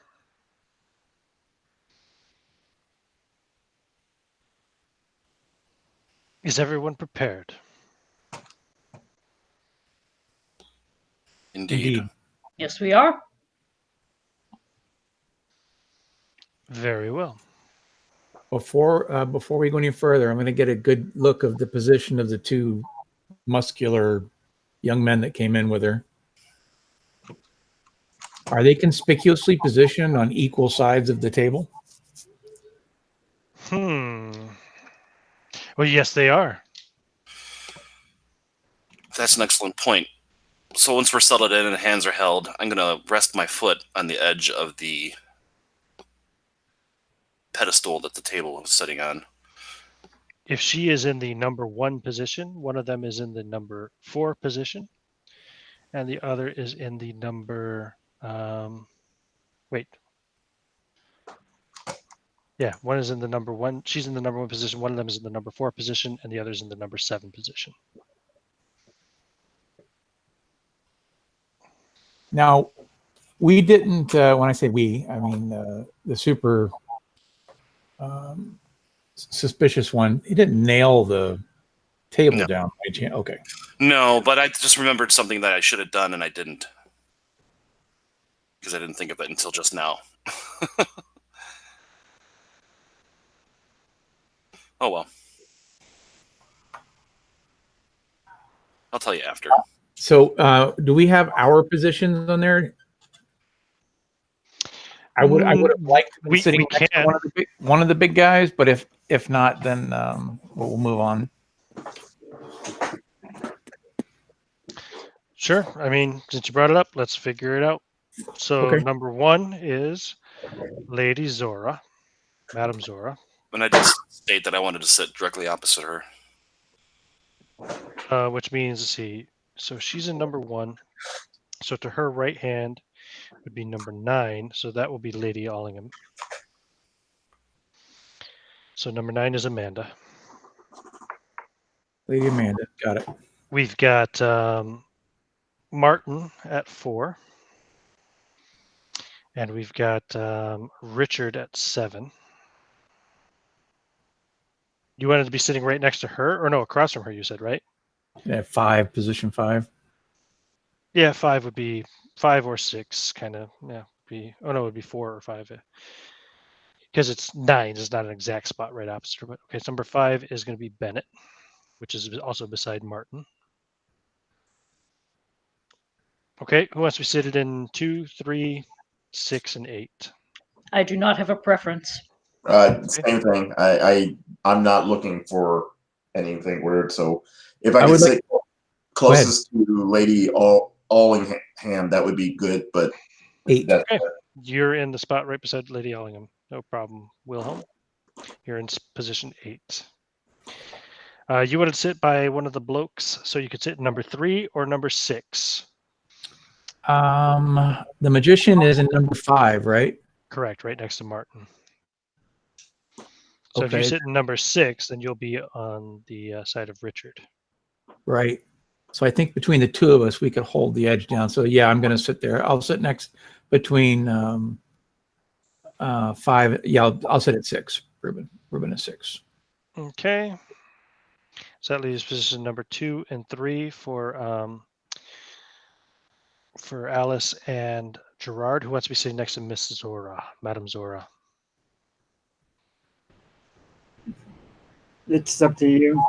I'll do it first. Okay, Alice Take one for the team. Zora, and that puts Gerard between Alice and Martin. So in clockwise order, we have Madame Zora, Alice, Gerard, Martin, Oscar, Ruben, Richard, Wilhelm, Amanda, and then we're back to Madame Zora again. Very good. Have the candles Yeah. already been lit? Yeah, the lights are extinguished, candles are lit. You're holding hands. You're sitting at the table. Do I smell anything odd from the candles? No, just Okay. wax. You must speak these words together. I will speak them first, and then I will repeat, and you will repeat with me. We will continue to chant until a response comes.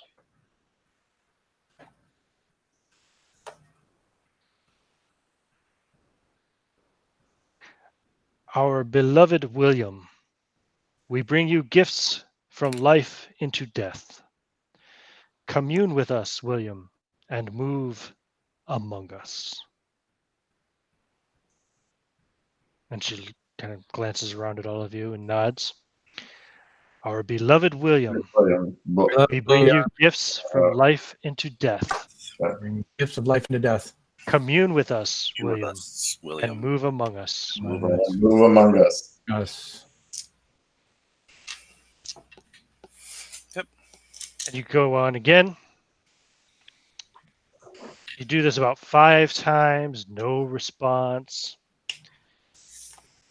6th time, as you get to commune with us, William, and move, and then there's a rap, a knocking sound.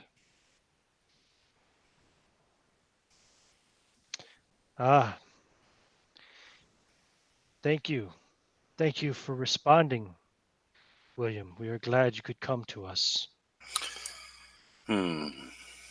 Please reply to my questions with 1 rap to communicate no, and 2 raps to communicate yes. Are you William Ullingham, Lord Bargrove?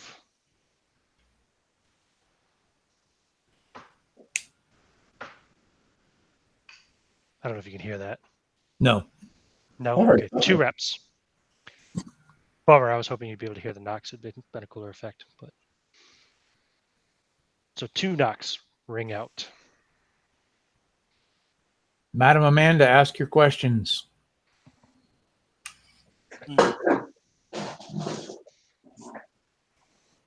Wait, hold on. Was it 2 raps yes, 1 rap no? Correct.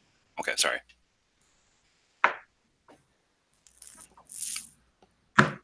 Well, she asked if that's William, and there was 2 raps. So that means no, right? No, 2 reps means Yes. yes. 1 rep means no. Lady Amanda, ask your questions. Your 3 questions. William, is it really you? You hear knock, knock. Oh, my darling, it must be so terrible. Do you know where you are? And you hear a knock, knock.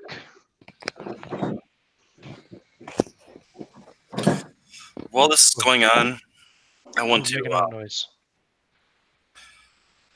because if one of the guy next to me is like kicking at the table somehow, I should be able to feel him shifting.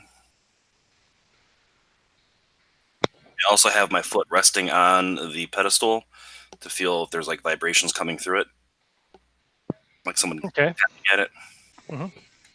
What is your spot hidden again? 45. Okay. Yeah, you think you feel a vibration Okay. coming from the table. She goes, is it you, darling, that's been trying to communicate to Ursula her nightmares? And again you hear 2 reps, knock, knock.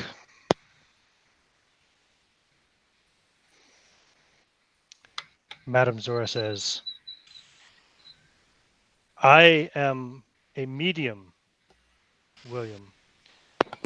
Would you be willing to speak through me, to use my body as a channel to communicate to your beloved wife?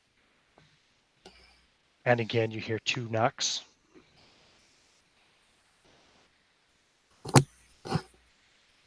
And Madame Zora bows her head down, and she kind of rocks back and forth. And then she stops,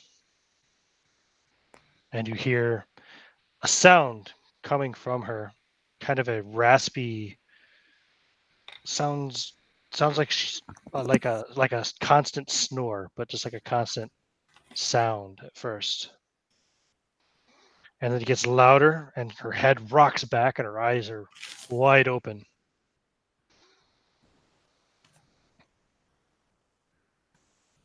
And she says, "Ask your questions. I am William Allingham, Lord Bargrove, the restless dead." Lady Allingham says, "But my darling, why do you continue to be so restless?" He says, "My murderers, they are still free. They get to continue their lives while I roam in between your life and the afterlife."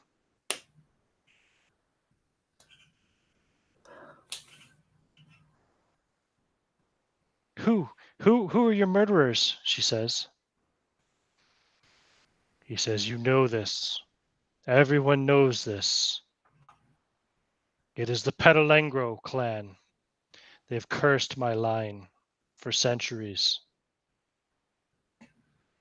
They are responsible for my death, the deaths of my brothers before me, the death of my father before them.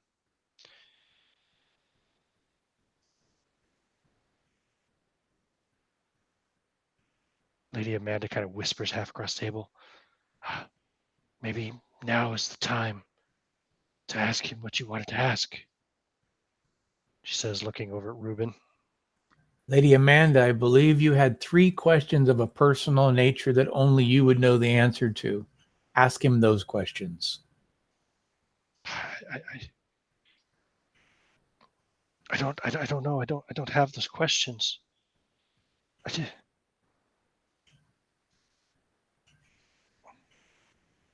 It's the only way to be sure. It's the only way to save your daughter. Do not speak of my daughter. Who are you who comes and trespasses in my hall with my family?"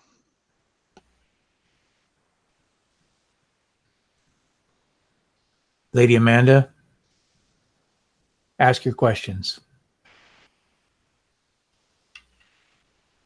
"You must avenge my death. You must kill them all, drive them out, drive them away from Dartmoor, never to return. Sir William, where did you meet? Petalengro clan must pay. Burn them, kill them, burn them." I whispered to Amanda, since I'm closest to it, "My lady, can you ask them what was the name of your bridesmaid during your wedding?"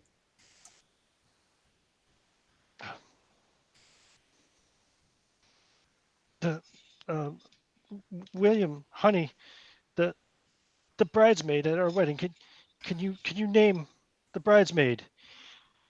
He says, "You must avenge my death. They all must pay. They must burn. They must. They must." And then Madame Zora slumps down on the table. Mm-hmm. And her head shoots back up with a deep breath of intake of air, and she pulls her hands away from Alice and Amanda to the side of her, and she leans across and blows out the candles very quickly, leaving you all in darkness. And you just hear her breathing raspily and heavily. I have not let go of this man's hand. I have not let go of the other guy's hand either. Well, they will try to free their hands from you. I've got a pretty strong grip. What's the name of the butler? Howard. Howard. Lamps.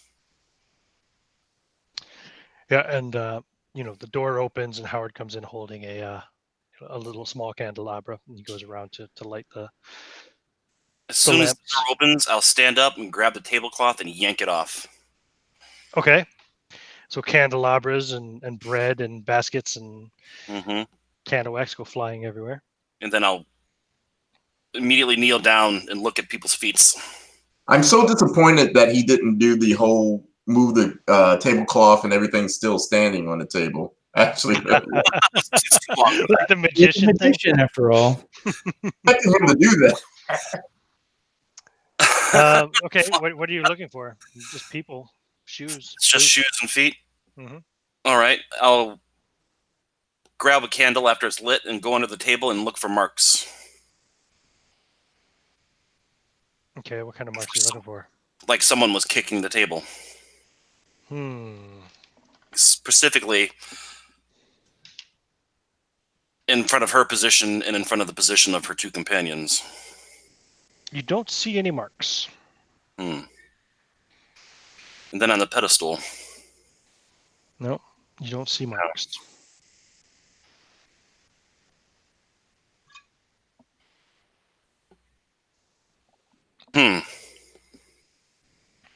Madame Zora says, "It is a very angry spirit." It's a very curious thing, Madame Zora. I, in fact, spoke with the Pedalingros just today, and I got them to lift the curse. And they spoke with the spirits and said that all was well. How do you explain this difference? Well, they were obviously just trying to take you for a fool. Gypsies are known for such trickery. Curious indeed. Surely, you're from London. You must know you cannot trust them. Indeed. Madam Amanda, were you satisfied? Oh, well, yes. Yes, of course. Who's paying? Assume Madam Amanda. It is her show. All right. Yeah. Yep. She'll have Howard arrange to pay Madame Zora, and she'll thank Madame Zora greatly for this, and she'll apologize profusely for William's temper and unwillingness to what's the word?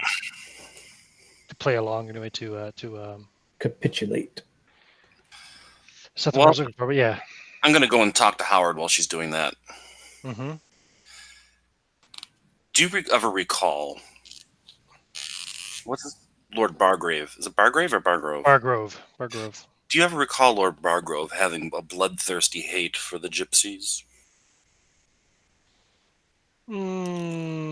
He was certainly not fond of them. No. Bloodthirsty hate? Not that I recall.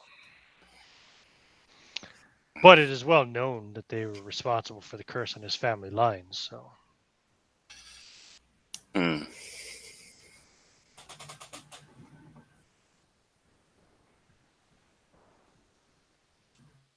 Why do you ask, sir? No, it's just an idle curiosity.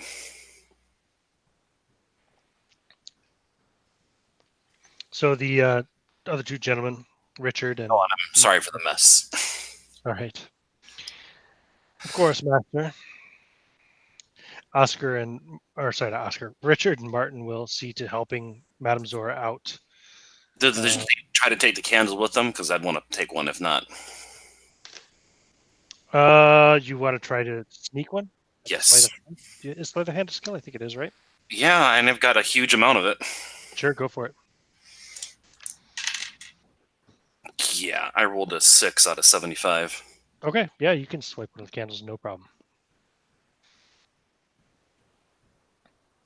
It is a partially burnt black wax candle. I want to examine it. I was expecting them to flare up at some point, honestly. You were also apparently expecting the table to levitate, but it did not. No. Well, that's a pretty heavy table. I want to know how she made the knocking noises. I suspect. As they're leaving, are they walking through carpet the whole way? Yeah, until they get outside. Why? Because I wanted to. Oh darn! Because if they if they stepped on any hardwood at any point, I wanted to listen to the sound of their shoes for any hard click. What is your listen roll? Where your listen skill at?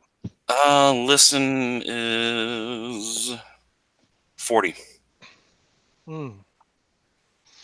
Yeah, you don't hear anything necessarily, but you kind of, with the train of thought, you're looking at their shoes, their boots, and it's quite possible the boots that Richard wears are very, very heavy, thick boots, and they could quite possibly have like metal in them. All right. Alice, what did you think of this entertainment tonight? He was a guy in 7. Richard was in 7, correct. All right. I'm going to go and examine his side of the table a little more in depth and like feel for dents in the wood.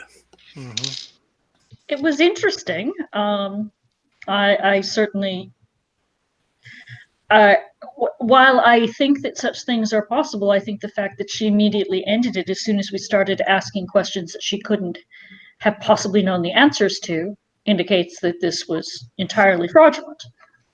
Well, I mean, if it's true that the spirit is angry, perhaps it just didn't want to be asked those stupid questions.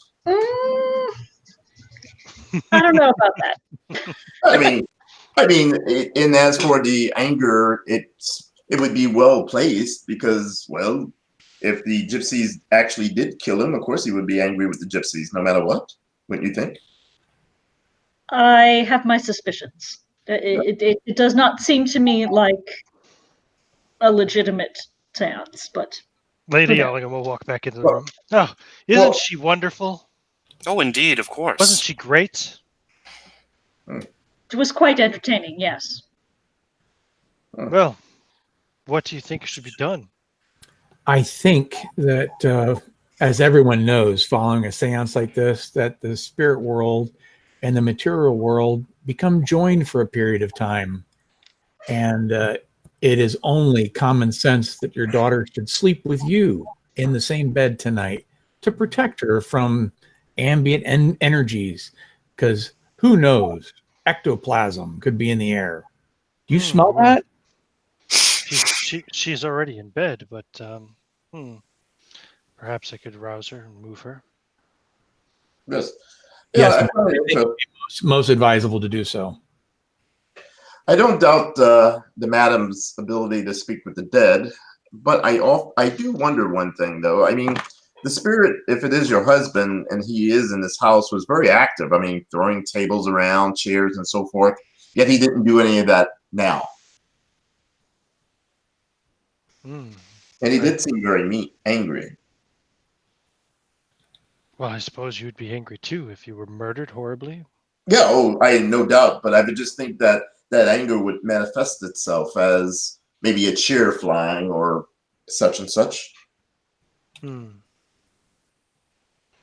But I think it gives us more to ponder in our investigation, but I cannot, and I do stress this, madam, we cannot go on this alone as the cause of the case. Yes, of course. Well, tomorrow morning I have some men that I think you may know, and Miss Morrow and a few others. We're going to survey the surrounding areas around the marsh, around the hilltops here. Very well. So I ask that you sleep on what you've seen tonight, but also keep a little bit of healthy skepticism here. Something just seems odd. Lady Amanda, before you withdraw for the evening, might I have a private word with you? Yes, of course. So she'll wait until anyone else is finished up, anything they have to say, and just sort of take her aside someplace where the servants are not in the immediate vicinity. My lady, is there any possibility that any of your staff are possibly of gypsy descent. I suppose it's possible, but highly unlikely. I'm just trying to keep an open mind, and as you can see, each of us on the Hudson and Brand team have our own approaches to investigations, and I'm trying to make sure that Indeed, while it's we, probably why you're so successful. indeed, yes.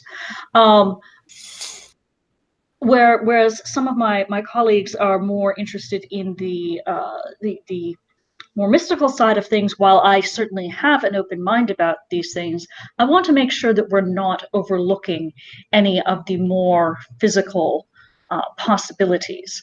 And since this is something that has been occurring with the family for generations at this point, um, it couldn't really be done by someone who was not um, was just transient.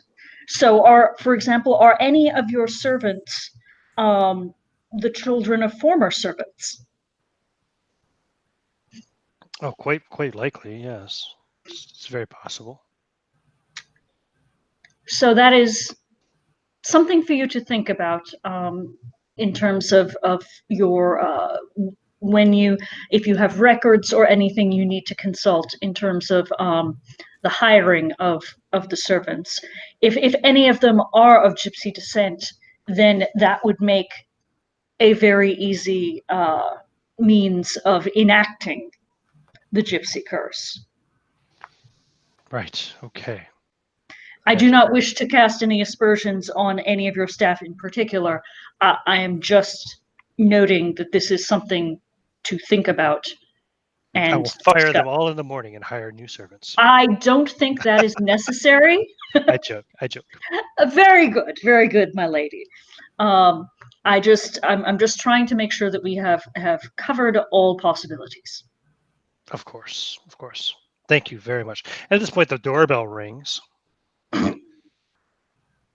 And she says, "Who could that be so late at night?" Howard will go to answer it, of course. I move my overcoat a little bit with my service revolver there. Okay. As you wish. Excuse me. And then Howard will walk back into the parlor. "Constable Bruce Halifax, my lady." I put the revolver back tucked neatly in my overcoat. And the constable comes in, his red hair, fair complexion. Is this the guy we talked to yesterday? Yeah. Oh. Lady Allingham. Lady Morrow. He nods and says, "Gentlemen, Give him a little bow. have come, my lady, to inform you that the escaped convict has been reapprehended this evening. He is in chains and being taken back to Dartmoor Prison as we speak." Does he say that in front of everybody? Yes, he says it right out loud for everybody to see here. Anybody who's still in the parlor, Wonderful job, Constable. Yes, Top notch.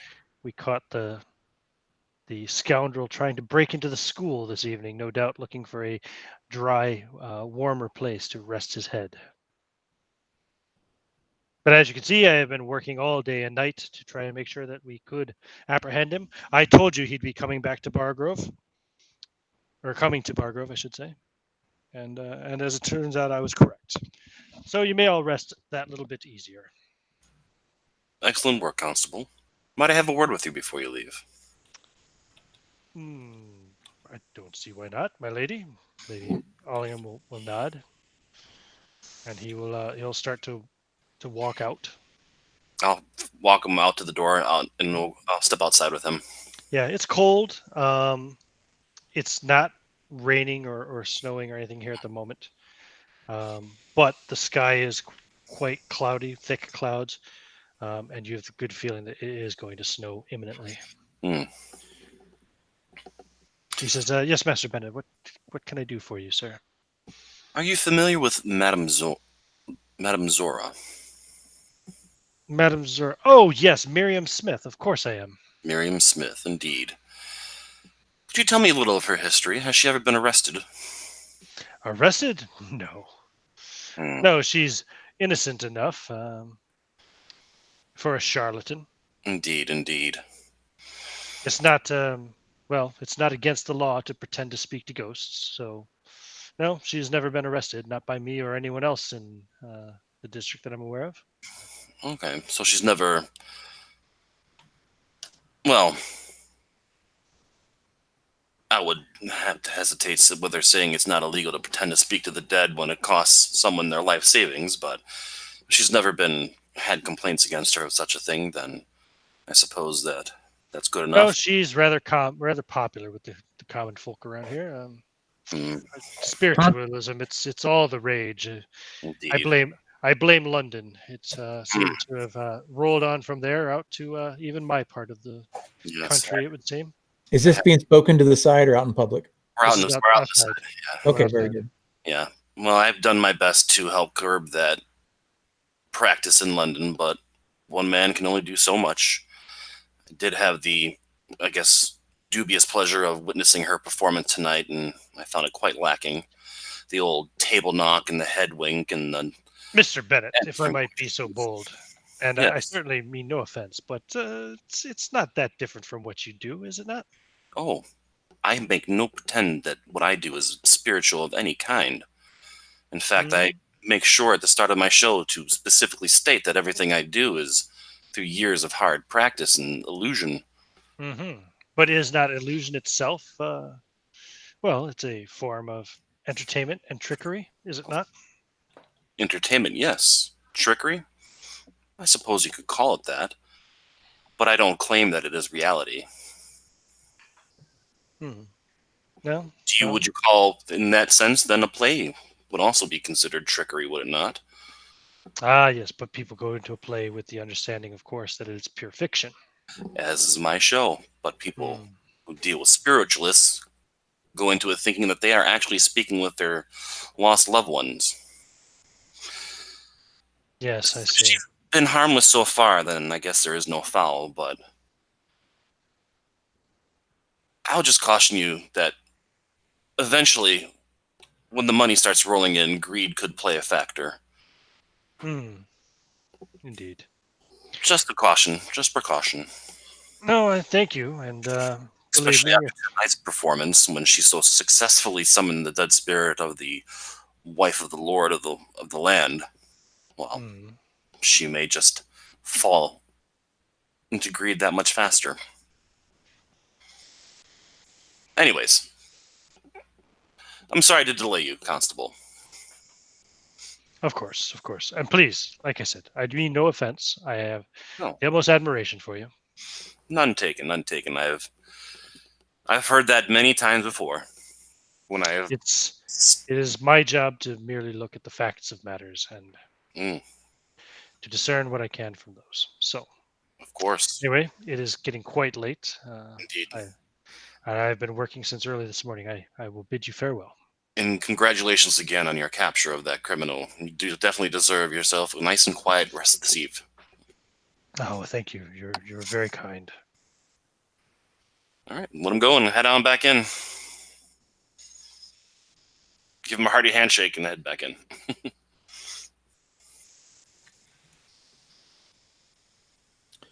Miriam Smith, huh? Yeah, that's her real name. Mm-hmm. So, Oscar, I assume that you were Nobody's not, real name is Madame Zora. No, of course not. so Oscar, I assume you were not convinced by Madame Zora's performance tonight. I've seen it 1,000 times. Well, can you prove that she didn't actually speak to the ghost? And I'm saying this with a little smile on my face, too. I don't have to prove that she didn't. She has to prove that she did. You don't prove a negative. Prussians don't smile. Just like...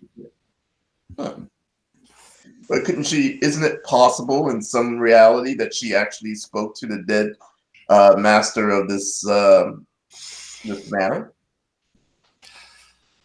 My issue lies in the fact that it's a performance I've seen 1,000 times before, and many times more well done. She failed to answer any pertinent questions I'm only speaking about things that anyone in this area would know, with the minimum of interaction with their peers. Well, I'm only joshing with you. I believe it's fake too, but not for those those reasons. It's because simple human nature. If I was a dead man and I had a daughter, I would ask about her, and this man did not. This ghost did not. Not having children myself, I suppose I could say that, although I can't honestly say that I relate. Yes, having a child that you're forced to be away from is one of the more painful experiences in human experience. Oh, you have a child. Anyway, as I was saying, I don't think this seance got us any closer to along this situation. Even if it was real, the gypsies would not believe. I mean, it doesn't. There's nothing we could tell the gypsies that would make them remove the curse. In fact, Of if course, this got out, if this got out, they would probably be enraged. Indeed. He Indeed. definitely didn't apologize. No. So, my plans tomorrow morning is to check out the tours. I believe I'm going to look at this more on the fairy end of it and less on the gypsy end. I just have a feeling that the gypsies' culpability is more prejudice among the locals than anything else. Which would explain her dubious recommendation of murdering them. Excuse me. Murdering Exactly. their last child. Yeah. So, just asking, what does everyone else think, or do they have any ideas how we go forward? I have an idea what I'm going to do this evening, but I'll keep that to myself if you don't mind. Excellent. Ruben? I'm going to meet with the gypsies again in the morning. Gerard? Gerard? Yes, I'm at a loss. Any ideas? Yeah, if Ruben wants company, I'll join him at the Gypsies. I had a good time when I was there last time. That'd be most welcome. It'd probably be an easy way back in. And Alice, what do you believe? What do you do? I mean, I think I've made my thoughts clear on what happened. I don't think that I find it extremely hard to believe that if it was truly his spirit, that he would have ignored the question regarding the bridesmaid, which I think was an excellent idea, by the way. And as for tomorrow, I would be happy to go with you, Wilhelm, but I'm really not all that experienced at riding horses. We'll get a carriage for you. Oh, then. Yeah, we'll get a carriage for you. The reason why I want you to come, because if we do see any Celtic writings or anything like that, except for with the exception of Ruben, you're probably the next best person to decipher them. I'm not fluent in Ogham, but I could certainly take notes to look up later. Excellent. So we have a game plan. And what about this evening? Well, my two big regrets are not preparing the questions for little lady myself. Indeed. And not lining the underside of the table with felt. Well, I believe the seance is gone and past. Again, the fact that the dead man did not ask about his child convinced me that perhaps this was a act of a charlatan. But yes, even if it is, I don't think this is. Has Lady Amanda left the room? Yeah. Oh yes, she has. Oh, okay. Oh yeah, I wasn't going to talk about this. I would obviously recognize that the lady was in fact a charlatan, but Smith doesn't. I ask you to at the moment consider that this particular act to be one of charity, much like bringing flowers to a funeral as a consolation, because if she sleeps well tonight, then at least she has that. Indeed. she feels that a little bit of weight has been lifted, then let it be at that. Indeed. Yeah. And that brings something you just said earlier too. I'm worried a bit about the child. If there's another force there, it's been trying to communicate with this child. Ruben, I think, was an excellent idea to have her sleep with a mother. I was actually going to ask if Alice would bunk with the child, but I guess the mother would work. Much more appropriate that way. Tonight, what I'm going to do is lightly flour the windowsills and the door.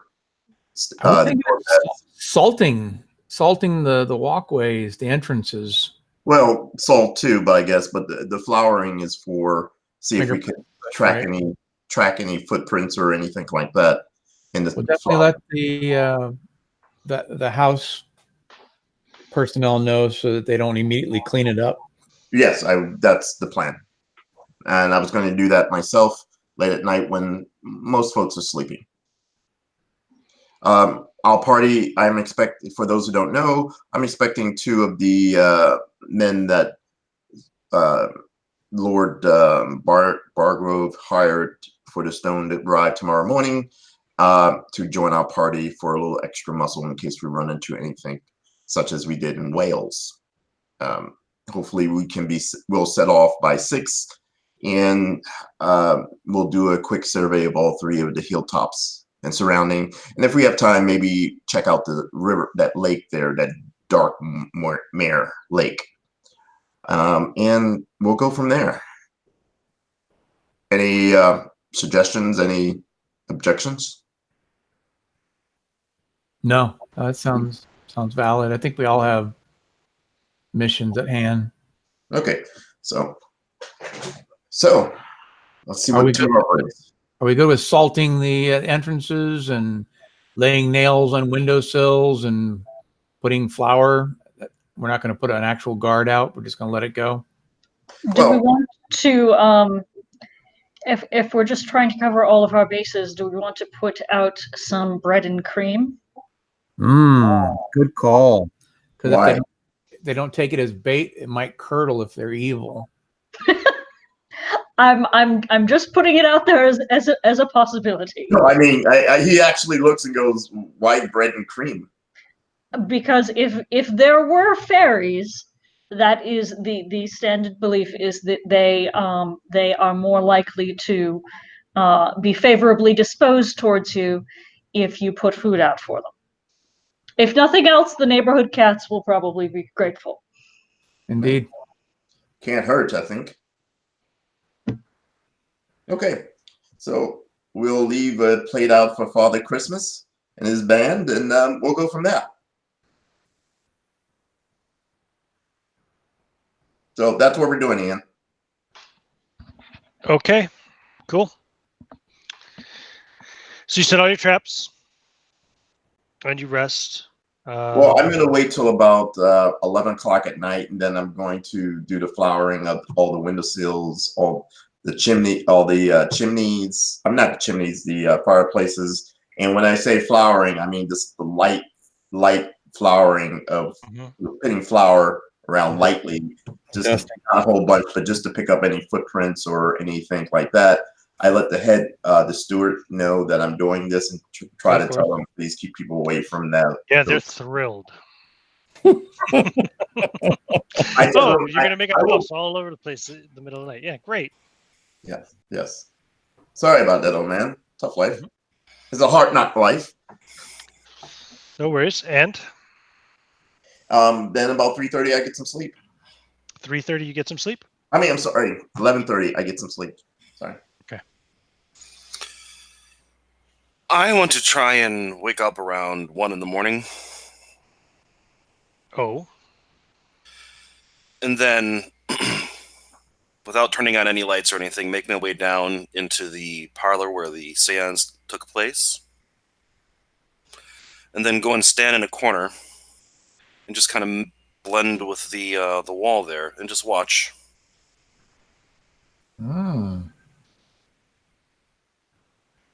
Okay. How are you waking up at 1 o'clock? I will drink a lot of water. Okay. You better hope you make that wake up roll. So that I will be forced to wake up in the middle of the night to use the facility. And Sure. I'll just use the pot in my room.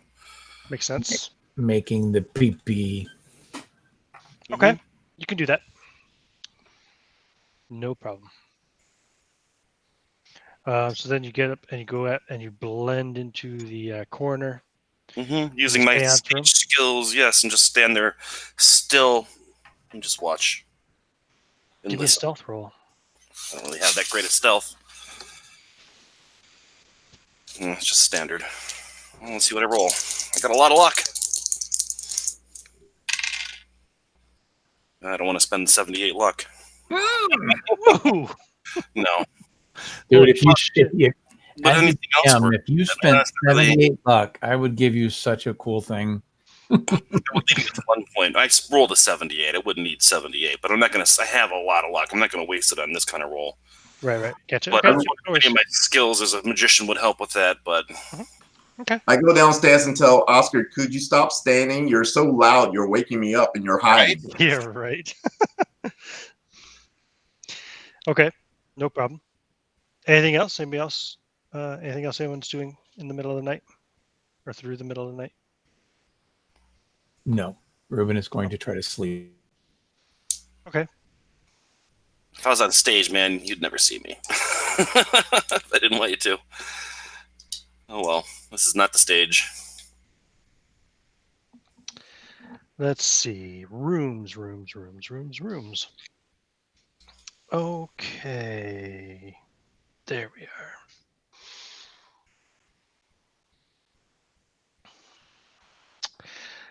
Alice, give me a listen roll. Oh boy. Let me see what I got. Listen, just a regular old 20, so this is probably not going to go well. Nope, 55. Okay. No problem. Let's see. That room over there, Wilhelm and Gerard were sharing a room, as I recall correctly, yeah? Yep. And so that room would be empty because that's where Oscar would sleep, and that one would be Ruben. Ruben, give me a listen roll.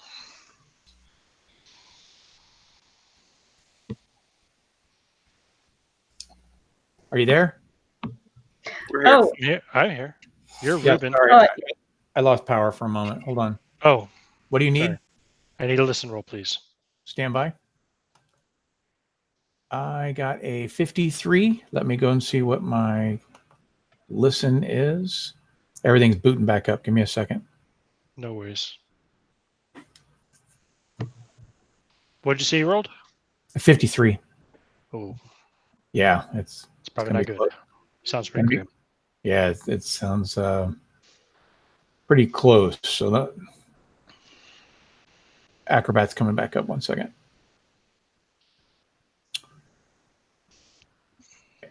Survey says go to somebody else. Come back to me. Okay. Wait for Acrobat. Wilhelm Sorry. and Gerard also. You can give me listen rolls. Listen. Ooh, yeah, it was a fail. I had a 30. Actually, I'm good. I made my lesson roll by 27. I rolled a 5. Whew. Gerard, you wake up before Wilhelm, actually. I think, what did you roll, Wilhelm? You made it by 27? 27 out of 30. Okay, cool. Got it. Yeah, you wake up because you got a extreme success, I presume, Gerard, or at least a hard Yeah, success. it's 5 out of 55. Oh, geez, yeah, extreme. So you hear sounds like a tapping sound. Wakes you up. Give me a spot hidden roll.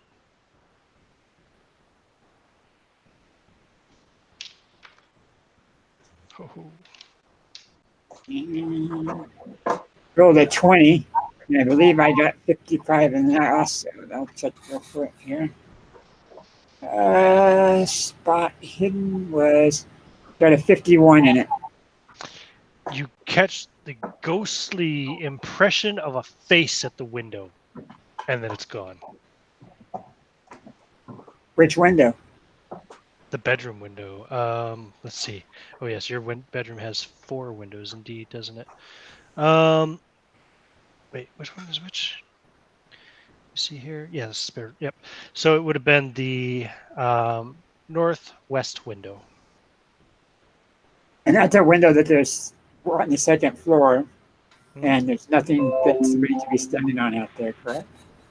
Well, I mean, there's like a little window ledge, maybe, but Okay. Still very scary. Okay. I'll walk towards the window to try to see where I can see if where it's going. yeah. And you've woken up now as well, Wilhelm. You know, you thought you heard something kind of tapping. You thought you were having a dream, but then you heard Gerard kind of start up out of bed and Gerard, did you see something? What's going on? Gerard. There was a ghostly face in that window right there. I pulled my revolver from underneath my bed. Of course, My pillow. Going to try to look out the window and see if I can see it around the rest of the house. You see, it is snowing. It's a light snow. It's barely any snow on the ground, though. It seems to mostly melt shortly after hitting the ground. But you don't see anyone or anything around. No. So wait a minute. You said there was a face at the window. How did it look? Ghostly. Yeah, it was kind of eerie looking. Not very well defined. Small. So Prussian, otherwise. No. Was it on the window or just hovering in the window? I'm not sure, but I from what he said, it sounded like it was hovering by the window. Was it, or was it had its face pressed to the window? It definitely was not pressed to the window. Okay. It was outside the window. Moving across the window. There's no impressions on the window either.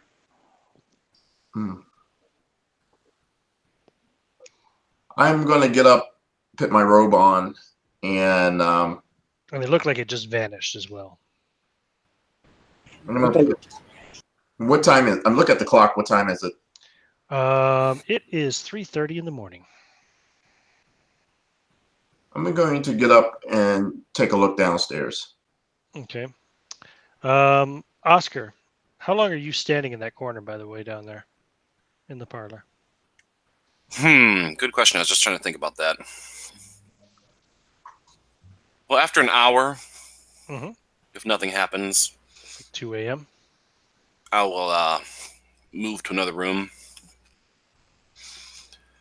Like, let me see here. Let me bring up the map because I can't see it really well. And what you have in the thing there is a little blurry for me. Yeah, fair enough. That's why I sent it to you in the messenger. Let's see here. So I'm on the ground floor. Parlor 9. Oh, it's that front room there. Okay. What is 15? 15 is unused rooms. Billiard room. Trophy rooms. Oh, don't want to go in there. Move over the. I'll go into the entrance hall. Are there seats in the entrance hall? Seats in the entrance hall? No. No. Okay. I'll move to the entrance hall and then go into the dining room and take a seat there and just listen some more. And I'll stay there for an hour just listening. And if after another hour I don't hear anything, then I will make my way upstairs. Okay. Into bed?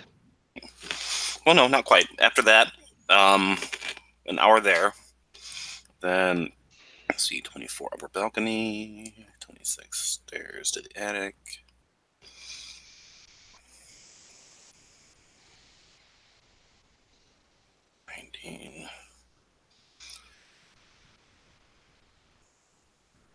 Well, that's the schoolroom, okay. Spare bedroom. 22 is where Miss Morrow is, right? Oh, no. There are multiple 22s. Oh, never mind. Miss Morrow is in the northeastern 22, the biggest 22. Okay, next to mine, because I'm in the Mm-hmm. one below You're that. in the one that's adjacent to the master bedroom. Okay, so after an hour in the bed in there, I'll go up to the second floor and just linger up in the upper balcony for a little, maybe like just a little bit of time, and then make my way back to bed. Okay. Give me a listen roll with a bonus die. Ooh. Because you're not asleep for very long. Oh, wow, I rolled a 4. Cool. You hear a rattling sound as if somebody is turning a doorknob. Okay. Oh, that is a massive extreme success. Excellent. And where is that coming from?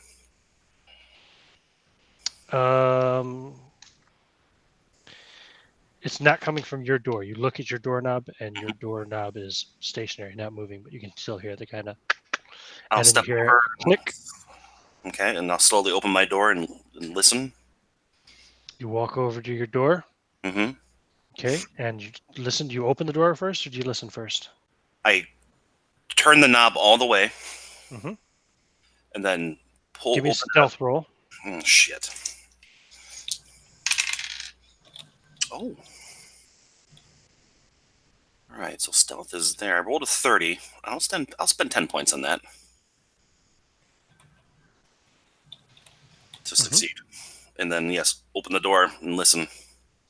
Okay. And as you are beginning to open the door, you mhm. hear a quick. Oh, give me a listen roll. Sorry. Okay. Yep. Fail. You get a bonus die too. Oh. Because you are focused in. Oh yeah, that's a 4 again. Okay. Cool. You hear a as if Run. something ran down the hall. So you swing the door open. Okay, and you can see as soon as you look out into the hallway. Let's see, where's your room? This is your room. So the door to the right of you, which is the room when leading to Alice's room, is open, ajar. The door across from you, that's Ruben's room, is closed. Where are you running?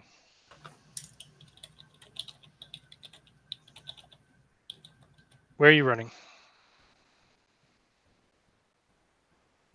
Hello? Anybody there? Can you hear me? I hear you. I'm I sorry. hear you as well. I myself. Okay. Accidentally, sorry. Thought I So got disconnected. okay, so it ran. So I'm in 15. Or no, I'm in 22 you're next to 22. 23. Yeah. Okay, so Alice's door is open.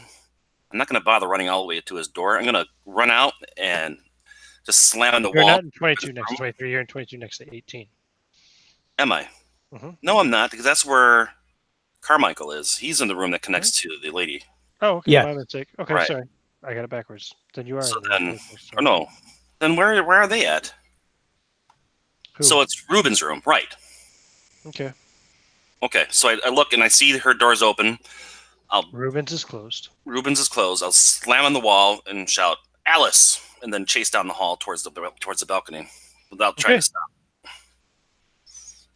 Cool. Do you run Do out? I need to make a roll to wake up from someone yelling my name? Yes, definitely. Really? Okay, fine. Well, you're pretty sound asleep. You didn't wake up when somebody was opening the door to your room. That's fair. Oh, that's a big no. Yeah, you sleep through it. Yep, okay. It's 3:30 in the morning. You're in deep REM sleep. That's true. You might be having a dream about somebody banging on a wall and screaming That's your name. true. Great. You run out into the hall. Mm-hmm. Where do you go? Run down the hall towards the balcony area. Do I spot anything? No, you do not. Shit, do I hear anything? I'll stop and listen. Okay, give me a listen roll. Still with advantage, or? No. Okay. Oh, 26. That's a success. Okay, what's going on in your room, Gerard and Wilhelm? Once you realize there's nothing outside the window, where are you going? All right, like I said, I grabbed my weapon and I was heading out into the hallway. I was going to head Okay. downstairs. Yes, you hear a door open. And I someone stepping out into the hallway, and it's you'll quickly see from where you are. You'll see Wilhelm, and Wilhelm, you will also probably see Oscar standing at the balcony area there, kind of over the entrance hall. go, what do you see?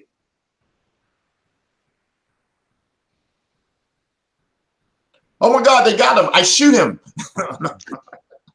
You are muted again, Merrick. I heard someone open the door to Alice's room, and I saw them run down this hall. And I chased after them, but I appeared to have lost them. I don't even think twice. I head towards Alice's room. Okay. Open the door. It's already open. I look in. What do I see? Alice is lying in bed, sleeping. Uh, or is she? I go, Alice, wake up.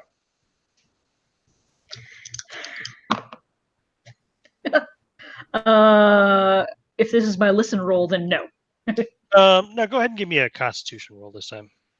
Okay. You just use the same roll you just rolled. Does it pass your Constitution? Let me look at what my Constitution is, and I will let you know. Probably not, because my Constitution is shit. Okay. No. Nope. No. She is still asleep. No. Okay, I basically do the SWAT team, looking in the corners of the room, the closet, and everything else. Look at the window. Okay. I flowered everyone's window. Is her window disturbed? No. Her window is not disturbed. Is there a lantern or something in here? A light? I'm sure Probably a there gaslight, must yeah. be. There must be. Yeah, I turned the light on. Okay. Anything? Nothing. Look under the bed. Nothing. After saying that and she still didn't wake, I literally just nudge her with an elbow. That's gonna wake her up. Oh, goodness. Wilhelm, what's going on? Your door was open and we heard footsteps. Oscar's outside. Oh dear.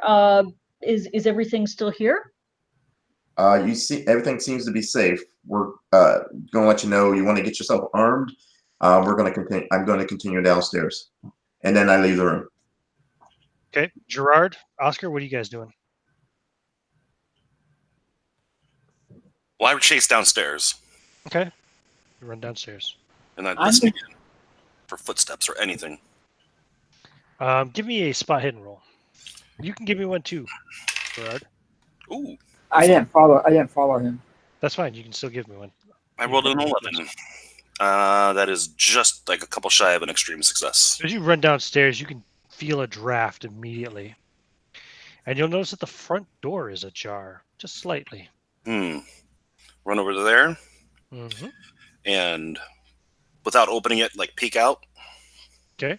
See nothing. How did you do on your roll, Gerard? A 6 out of 55. Nice. You can also feel a draft upstairs. It seems to be coming, yes, from Ursula's room. Well, that's where I was heading, actually. Honestly, I was going to do that. As you kind of walk over to it, the door kind of rattles. You know how like a door, when a draft blows, a door can kind of shift, Right. and bang a little bit lightly, Right. Does that. Okay. I'll walk into it and see what's happening in there. Yeah, the bedroom on the west wall, the window on the northern wall, northern portion of the west wall is open. So in other words, the window is right next to room 21, which is Nanny's room. It's open. Okay, I'll walk over to the window and look down and see if I see anybody outside. You don't, however, give me a spot hidden roll. Okay. A 2. Okay, you will notice, and it's wet too a little bit from the snow coming in through the window, but the flower is disturbed, and you see what looks like the impression of footprints in the flower by this window.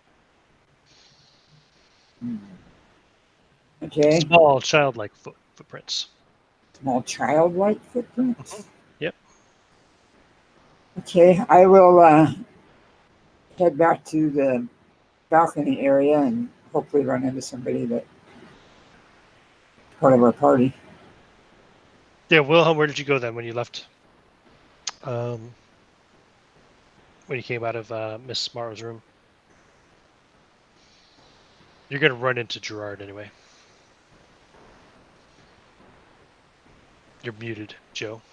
Oh, I'm running out, getting up with Oscar and Gerard, and I say, did you see anything? Do you run into Gerard? Oscar is not there anymore. He's gone downstairs. Okay, Gerard, did you see anything? Yes.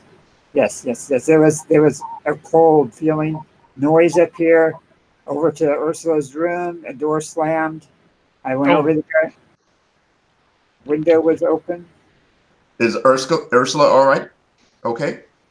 Is the child? She's not in there. She's not She's there. staying with her mother. That's why you're able to go into her room. Oh, okay, good. Did you see anything else? Window was open. I looked down and there was small footprints in the ground below. We need to get down there quickly before the snow covers them up. Did you see anything in the flower?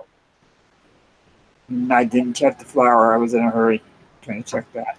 I'm heading down there. I'm heading outside to check this footprint. Okay, I'll head down with you. Okay, let's go. Okay.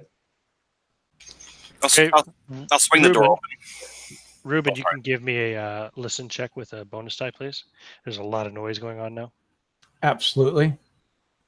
I have a 1 and a 4, so I made it easily. Okay. Yep. You wake up. You hear the sounds outside as Gerard and Wilhelm are talking before they head down. If it's a crazy commotion, he'll rush out there. If not, then he will gather himself and enter the room with some dignity. Okay. So you guys go downstairs. Sorry, no. And link up with Oscar. You were opening the front door with I it? swing the door open. Yep. But I don't touch the handle. I just reach further up and swing it open. Let's and then go outside. Let's go around to where the window, there's footprints below the window. Were they below the window? Yeah. The Ursula's room, the window was open. Somebody got in and out of that. Interesting.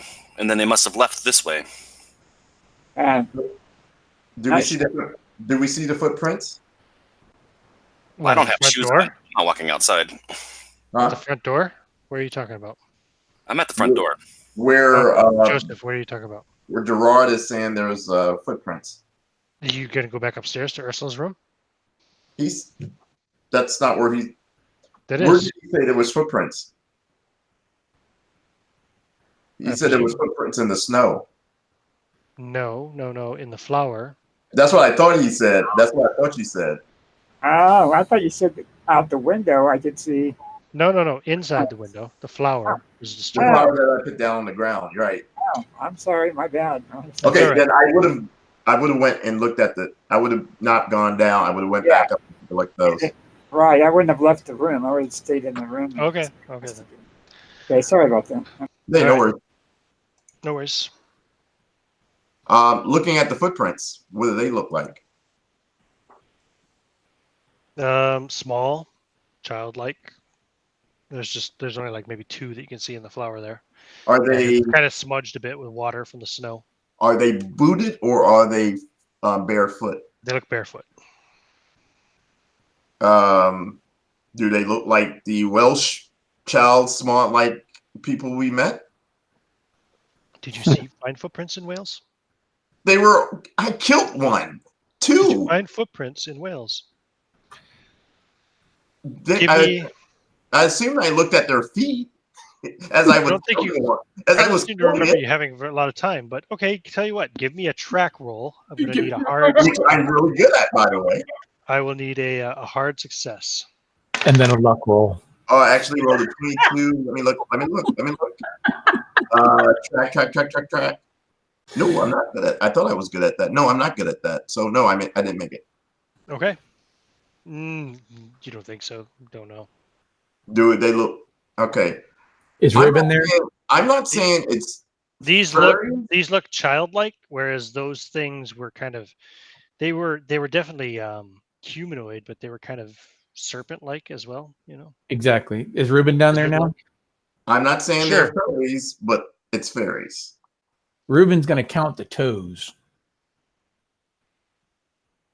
Okay, it's 5. Are they all the same size? Are they positioned in the correct order? No, they look like a child's toes, like a child's foot. Fair enough. Did anyone check the child in the house to see if I was there's about power? to do that. I was about to do that right now. That was my next move. What time is it? Like 4 o'clock in the morning now, nearly. No, I think we'll wait.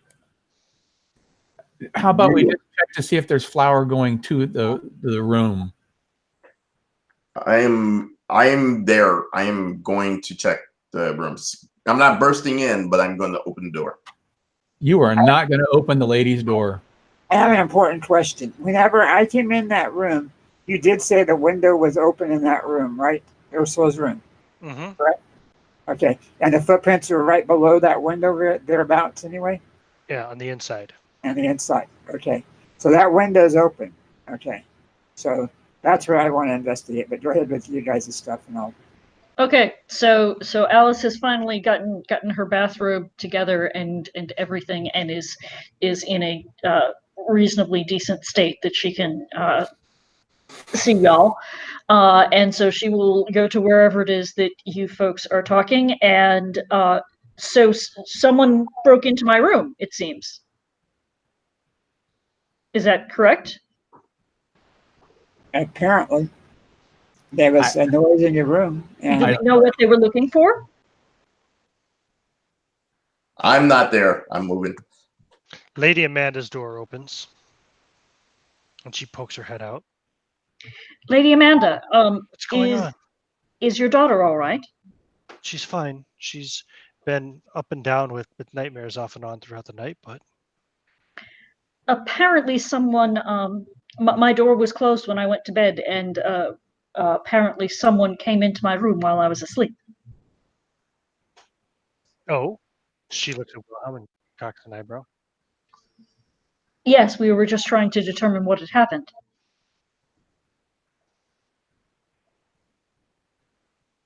But thus far don't seem to have made much progress. So sorry to have disturbed you.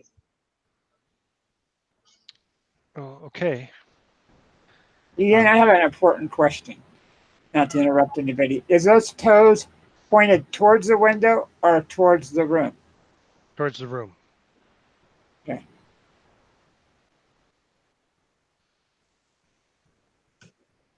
All Okay, right. well, Ursula's asleep. I will go back to her then.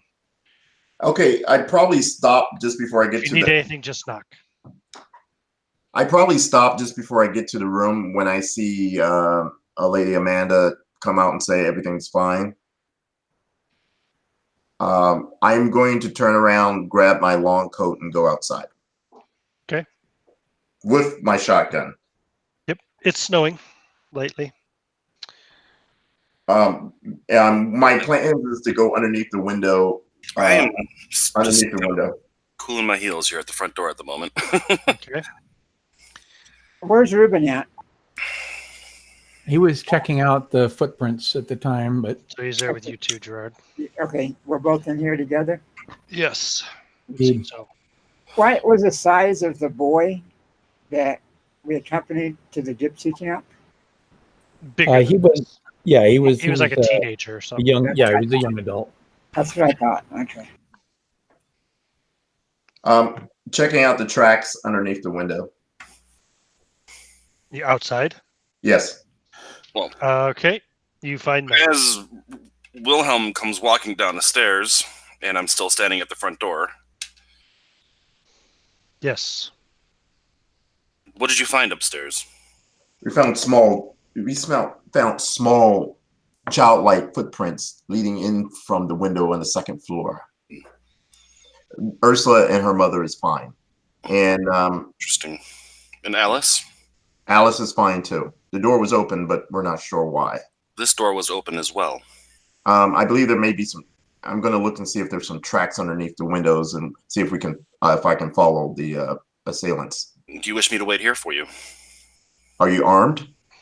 I'm in my pajamas and barefoot. So that's a no. Correct. Arm yourself.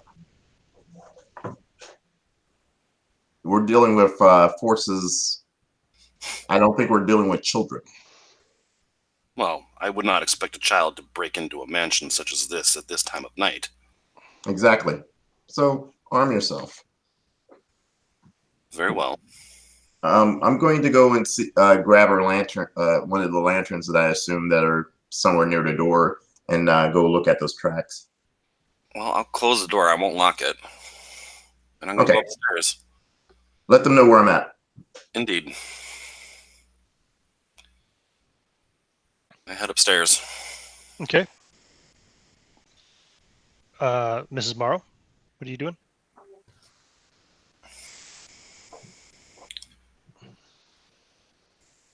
And she's muted. She is. Jen, you're muted. Yep, I am. It was the button was trying to get away from me. I am going to stay in my room, but stay awake and listen for anything else happening upstairs.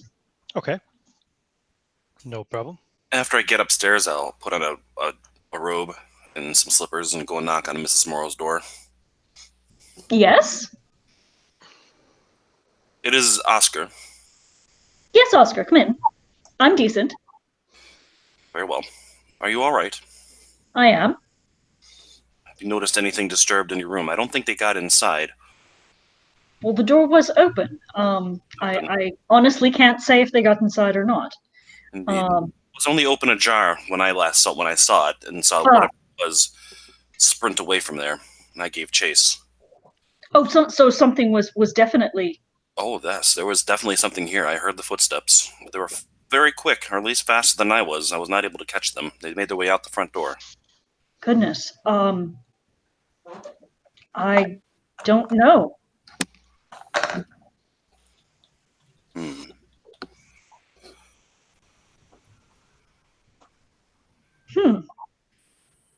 I wonder, since I had put out the cream, I mean, do you think that? Well, no, of course you wouldn't think. Well, something was trying to get into your room. Interesting. Or someone, I should say. And Ian, I take it I haven't seen anything amiss or. Nope, everything's in place. Hmm. You're not missing anything. And nothing has been added. No. Did you have the cream inside your room or outside your door? Oh, I left it outside the house. Oh, okay. Oh, speaking of which, did we check to see if the cream was disturbed that I left out? I did not even know you had done such a thing. The cream you'd left outside? Yeah. Cream and bread. It's been snowing and stuff all night. Okay. So, but there's no tracks around it, and it's all still there. It's mostly like watery now. Okay. Yep, the bread is gone. Okay. I'll accompany her while she's checking this. Okay. But there's no tracks in the snow or anything. No. And it has been snowing for some time. Indeed. Okay. So are they outside now too? They are now, yeah, checking for the cream and the milk, the bread and stuff. So let's take a real quick bio break. Be back momentarily. Yes. How much longer do we think we're going to play? 45 minutes or less. Okay, cool.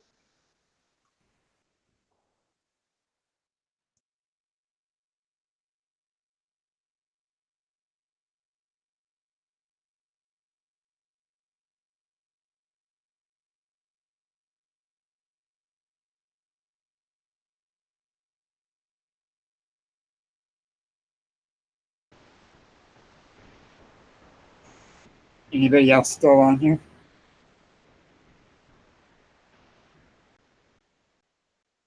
Yep, I'm here. I'm here. Was your door locked, Jim? No, I mean it would have been closed but not locked. Not locked. Okay. So they entered through the window, which they were probably looking for the little girl. And when she wasn't Or they were looking for a room that hadn't had a light on and Yeah. would be empty. they were looking for the little girl and she wasn't there, then they would go farther into the house. And maybe that's why they opened your door, thinking she may be in there. I don't know. I mean, I was just wondering. I mean, I don't have. Is the map still up? Let me look. No, the map is not still up. I'm pretty sure they would have had to. Either way, they would have had to walk past several doors to get to mine. So they must have specifically be coming. You're like on the opposite side of the house from where they came in. Right. So they must have specifically be coming to my room, I guess. So, and the putting out the cream and the bread is the only thing I can think of that I've done that's different from anyone else. Yeah. So, I hate fairies. so do I.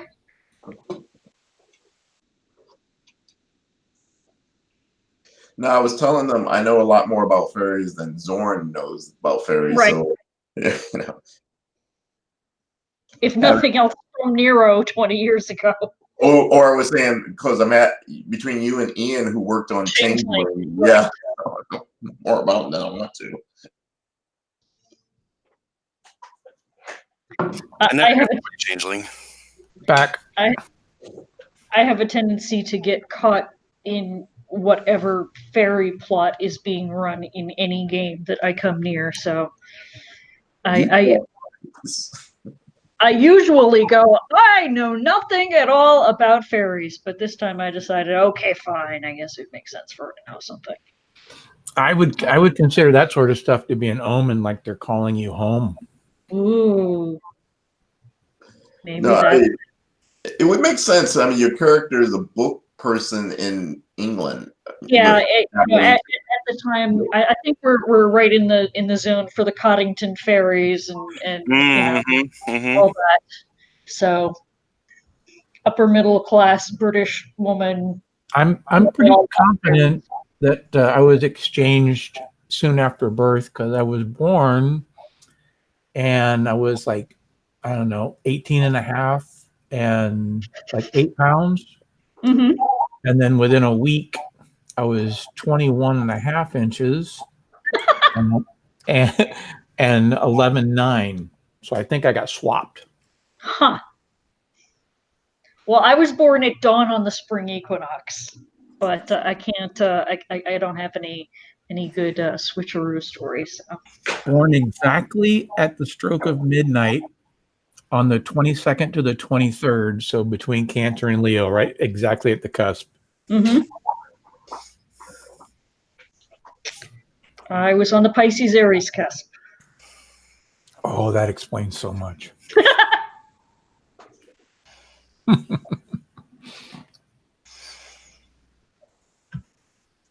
When you do the Chinese astrology calendar, mm-hmm. you can break down and look for matches. It goes far beyond, oh, a Pisces should be with a Sagittarius, something like that. Right. You can actually go to the best year match for you, the best month, the best day, the best time.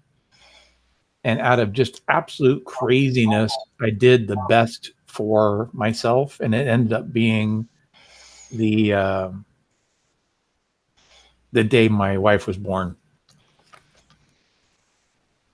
which was pretty crazy cool. All right, I'm back. Is everybody else back? Yep. Indeed. Sorry, Joe. I was getting the same feedback from your Yep. From your side that time that I was getting earlier from. Are you getting it now? You still getting it? When you talk, I only get when other people talk. Oh, that's weird. Huh. So I don't know. We'll see. If it does, I'll mute you again. You'll know. You bastard. That shit happens, man. It's Google Hangouts. Mm-hmm. They're probably doing us a favor by taking it away soon, Mm-hmm. forcing us to learn a new format. But anyway, regardless. So sorry about that in the middle of a scene, but yeah, I had to go. It's all right. So, I had a panic thing with hunger anyway. I had to get something. so you were outside. You checked the milk bowls are mostly water now, snowy water or whatever. But the bread was definitely gone. You were looking for tracks under Miss Ursula's window, Wilhelm, Yeah. and not finding any. What about the walls themselves? Do I see any fingerprints in the snow or something, like someone climbed the wall? No, like, and the snow is melting pretty much right after it lands too. There's just a little bit of slush on the ground, pretty much. Hmm. And I just take one of those dramatic, cinematic views out way from the house and holding up the lantern, just looking in the countryside. Looking out on the miserable, even in the dark, they're just like the miserable gray moors. Right. I go back. I go back inside. Okay. Okay. Nothing out there. I say to no one in particular. Okay. Anything else anybody's doing? Well, is Alice going back to bed? Oh, yikes. Yes, Alice is going back to bed. Okay. So after she goes into her room, I'm going to take the chair from the desk in my room and set it in front of her door and plop a seat. And, stay awake as long as I can. Okay. Ruben is going to go make coffee. Well, the fact that I've seen that Oscar is posting guard outside of Alice's room, I go back to bed. Okay. You're gonna go make coffee at 4:00 in the morning, Ruben? Yeah. Yeah, he's up. He slept. He slept as long as he's going to sleep. You go into the kitchen and it is a mess. You can see that. Are there footprints? Well, hold on. Okay. The there's milk all over the floor, spilt from the churns. There are crumbs around. The bread boxes are open. Yeah, so breadcrumbs and milk all over the floor. Let's see here. What's your spot hidden roll? What's your spot hidden roll, Ruben? Stand by. What did you do, Ruben? I know. Oh, that's terrible. I got a 61. Let me look. Spot hidden is a 60. I will definitely pay the 1. Okay. Yeah, you think there's some footprints in amongst the splatters of milk? They're not very well defined. It's hard. Do we have any point of distinguishable egress as far as like a cracked window, a door open, that sort of thing? No, but the door was slightly ajar when you came down here.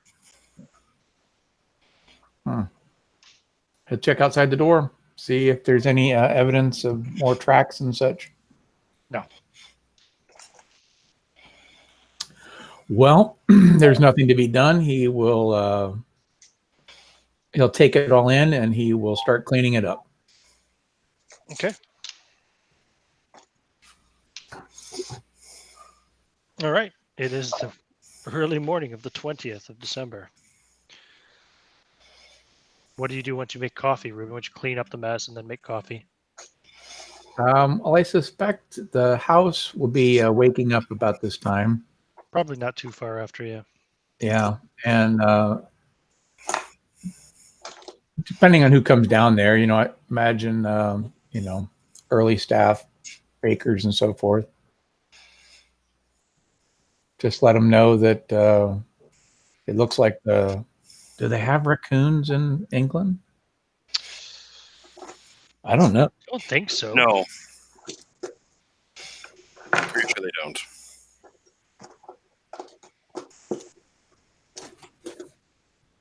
Double check. That's a good question, though. I don't think so. Yeah, I don't. No. There's a question on Quora, why are raccoons so common in the UK? And they're not. If you look there, Yeah. it says that they are bred in South Yorkshire and Somerset, but only scattered individuals in the wild. Hmm. And that's, of course, today. So if they're not native species, then presumably there would be none in the 1890s. I would say not. The fairies had a way with the kitchen, and I cleaned it up best I could, and I've made coffee. If there's anything else I can do to help, please let me know. Okay. And I guess I'll help make biscuits or something, scones and such. Okay. They look at you kind of strangely. But not everybody's a lord and lady, my friends. I've cooked for myself most of my life. Mm-hmm. Oscar, you can probably stay up as long as you like, but won't be too much longer. Maybe an hour. You'll smell the aroma of coffee and cooking biscuits from downstairs. Okay, well, I'll wait there until the house starts waking up. Maybe practice some card maneuvers as I sit there. Mm-hmm. Yeah, servants are up and moving about. Okay, once that happens, then I will, go and clean up and prepare for breakfast. Okay. All right. It is the 20th of December. What are your plans? As soon as he's able, Ruben is going to, with or without Gerard, but hopefully with, make his way to the gypsy camp. So Ruben wants to go to the gypsy camp. Well, we'll take our coachman if we can get it. If not, then horses. Right now, I'm just asking for plans. So, Gerard? Yeah, I want to go with him. I'm going to talk to him kind of privately and see if we can finagle some food from the kitchen and take it out there. Sure, that's smart. Yeah, because I know that bring enough. I've flirted around with the kitchen lady in there. She's fed me some bread. Going all right. See if I can get her to give us some food. Sure.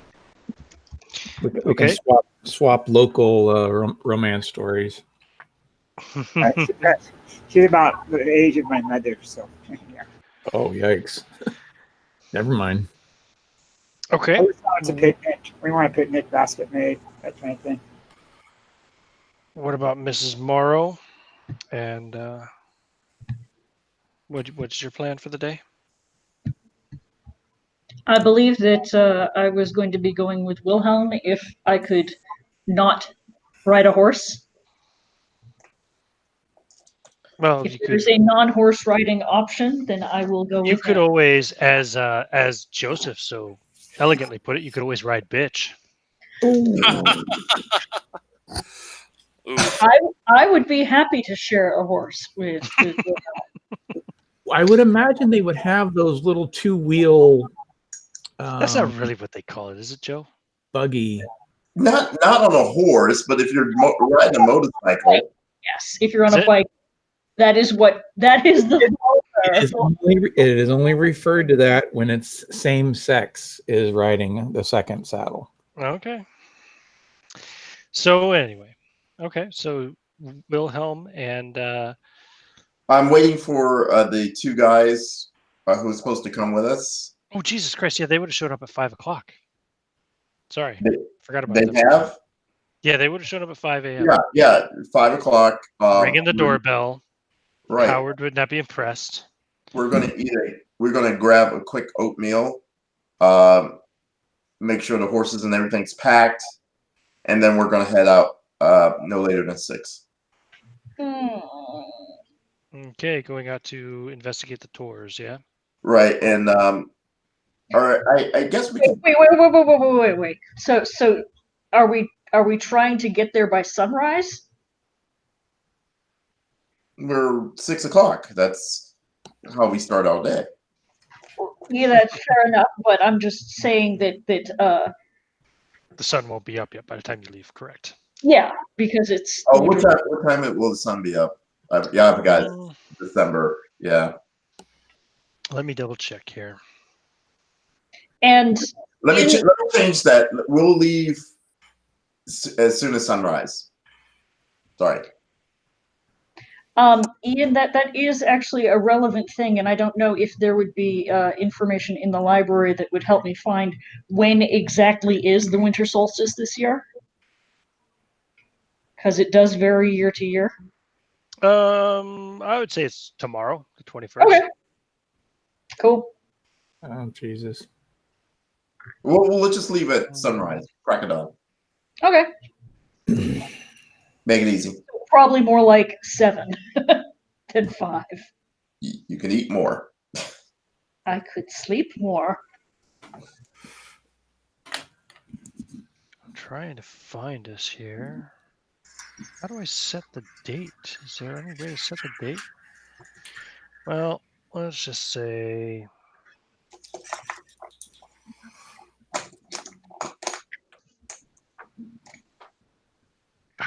This is bullshit. Here we go. This is what I'm looking for. Fucking websites. Month. Let's look for December.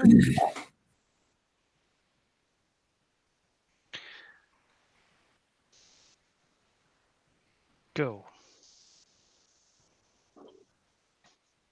Here's what I'm looking for. So where's sunrise?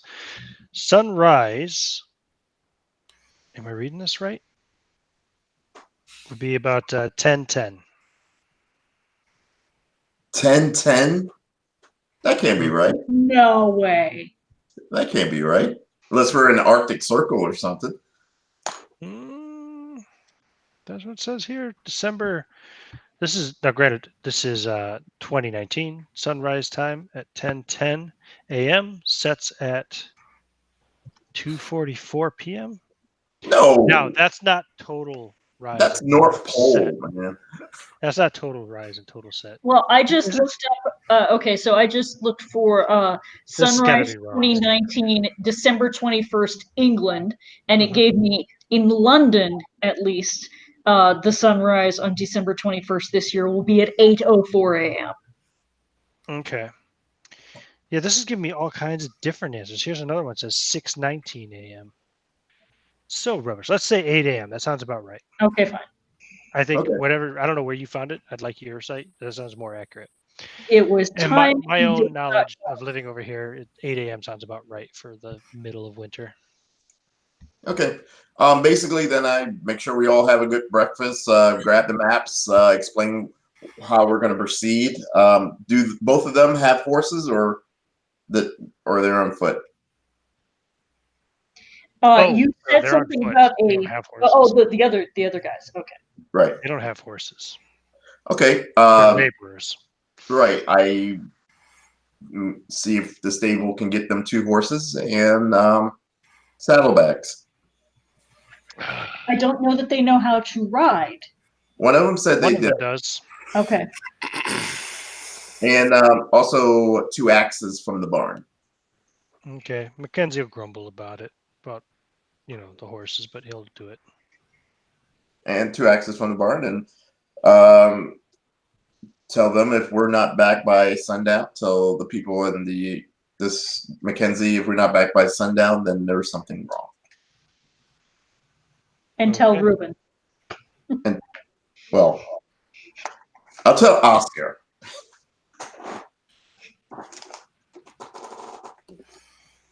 Tell me. I'm not even sure what I'm supposed to be doing today. I had no idea. Yeah, what do you want to do, Oscar? Well, I guess I'll go with whoever sleeping in. I can go with whoever. You want to go out to the gypsy camp with Gerard and Ruben? Sure. Okay, cool. Or do you think That the manor house be fine for the daytime if everyone leaves? We want someone Sorry? staying back? Or? No, she's got the servants there. True. I mean, you're more than welcome to come with us. The more the merrier. I'll go with whoever would like my company. Can you Can ride? you ride? No. I guess we'll be getting like. Do we have established that on the way to Princeton that I can't ride a horse.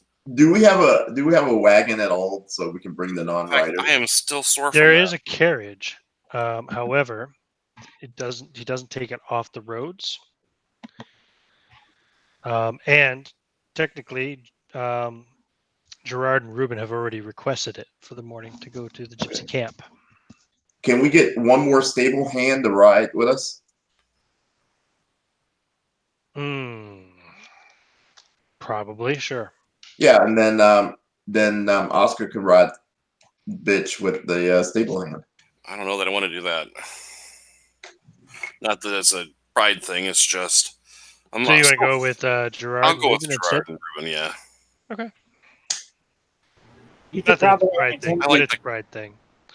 I like the comforts of not being sore as hell while riding a horse again.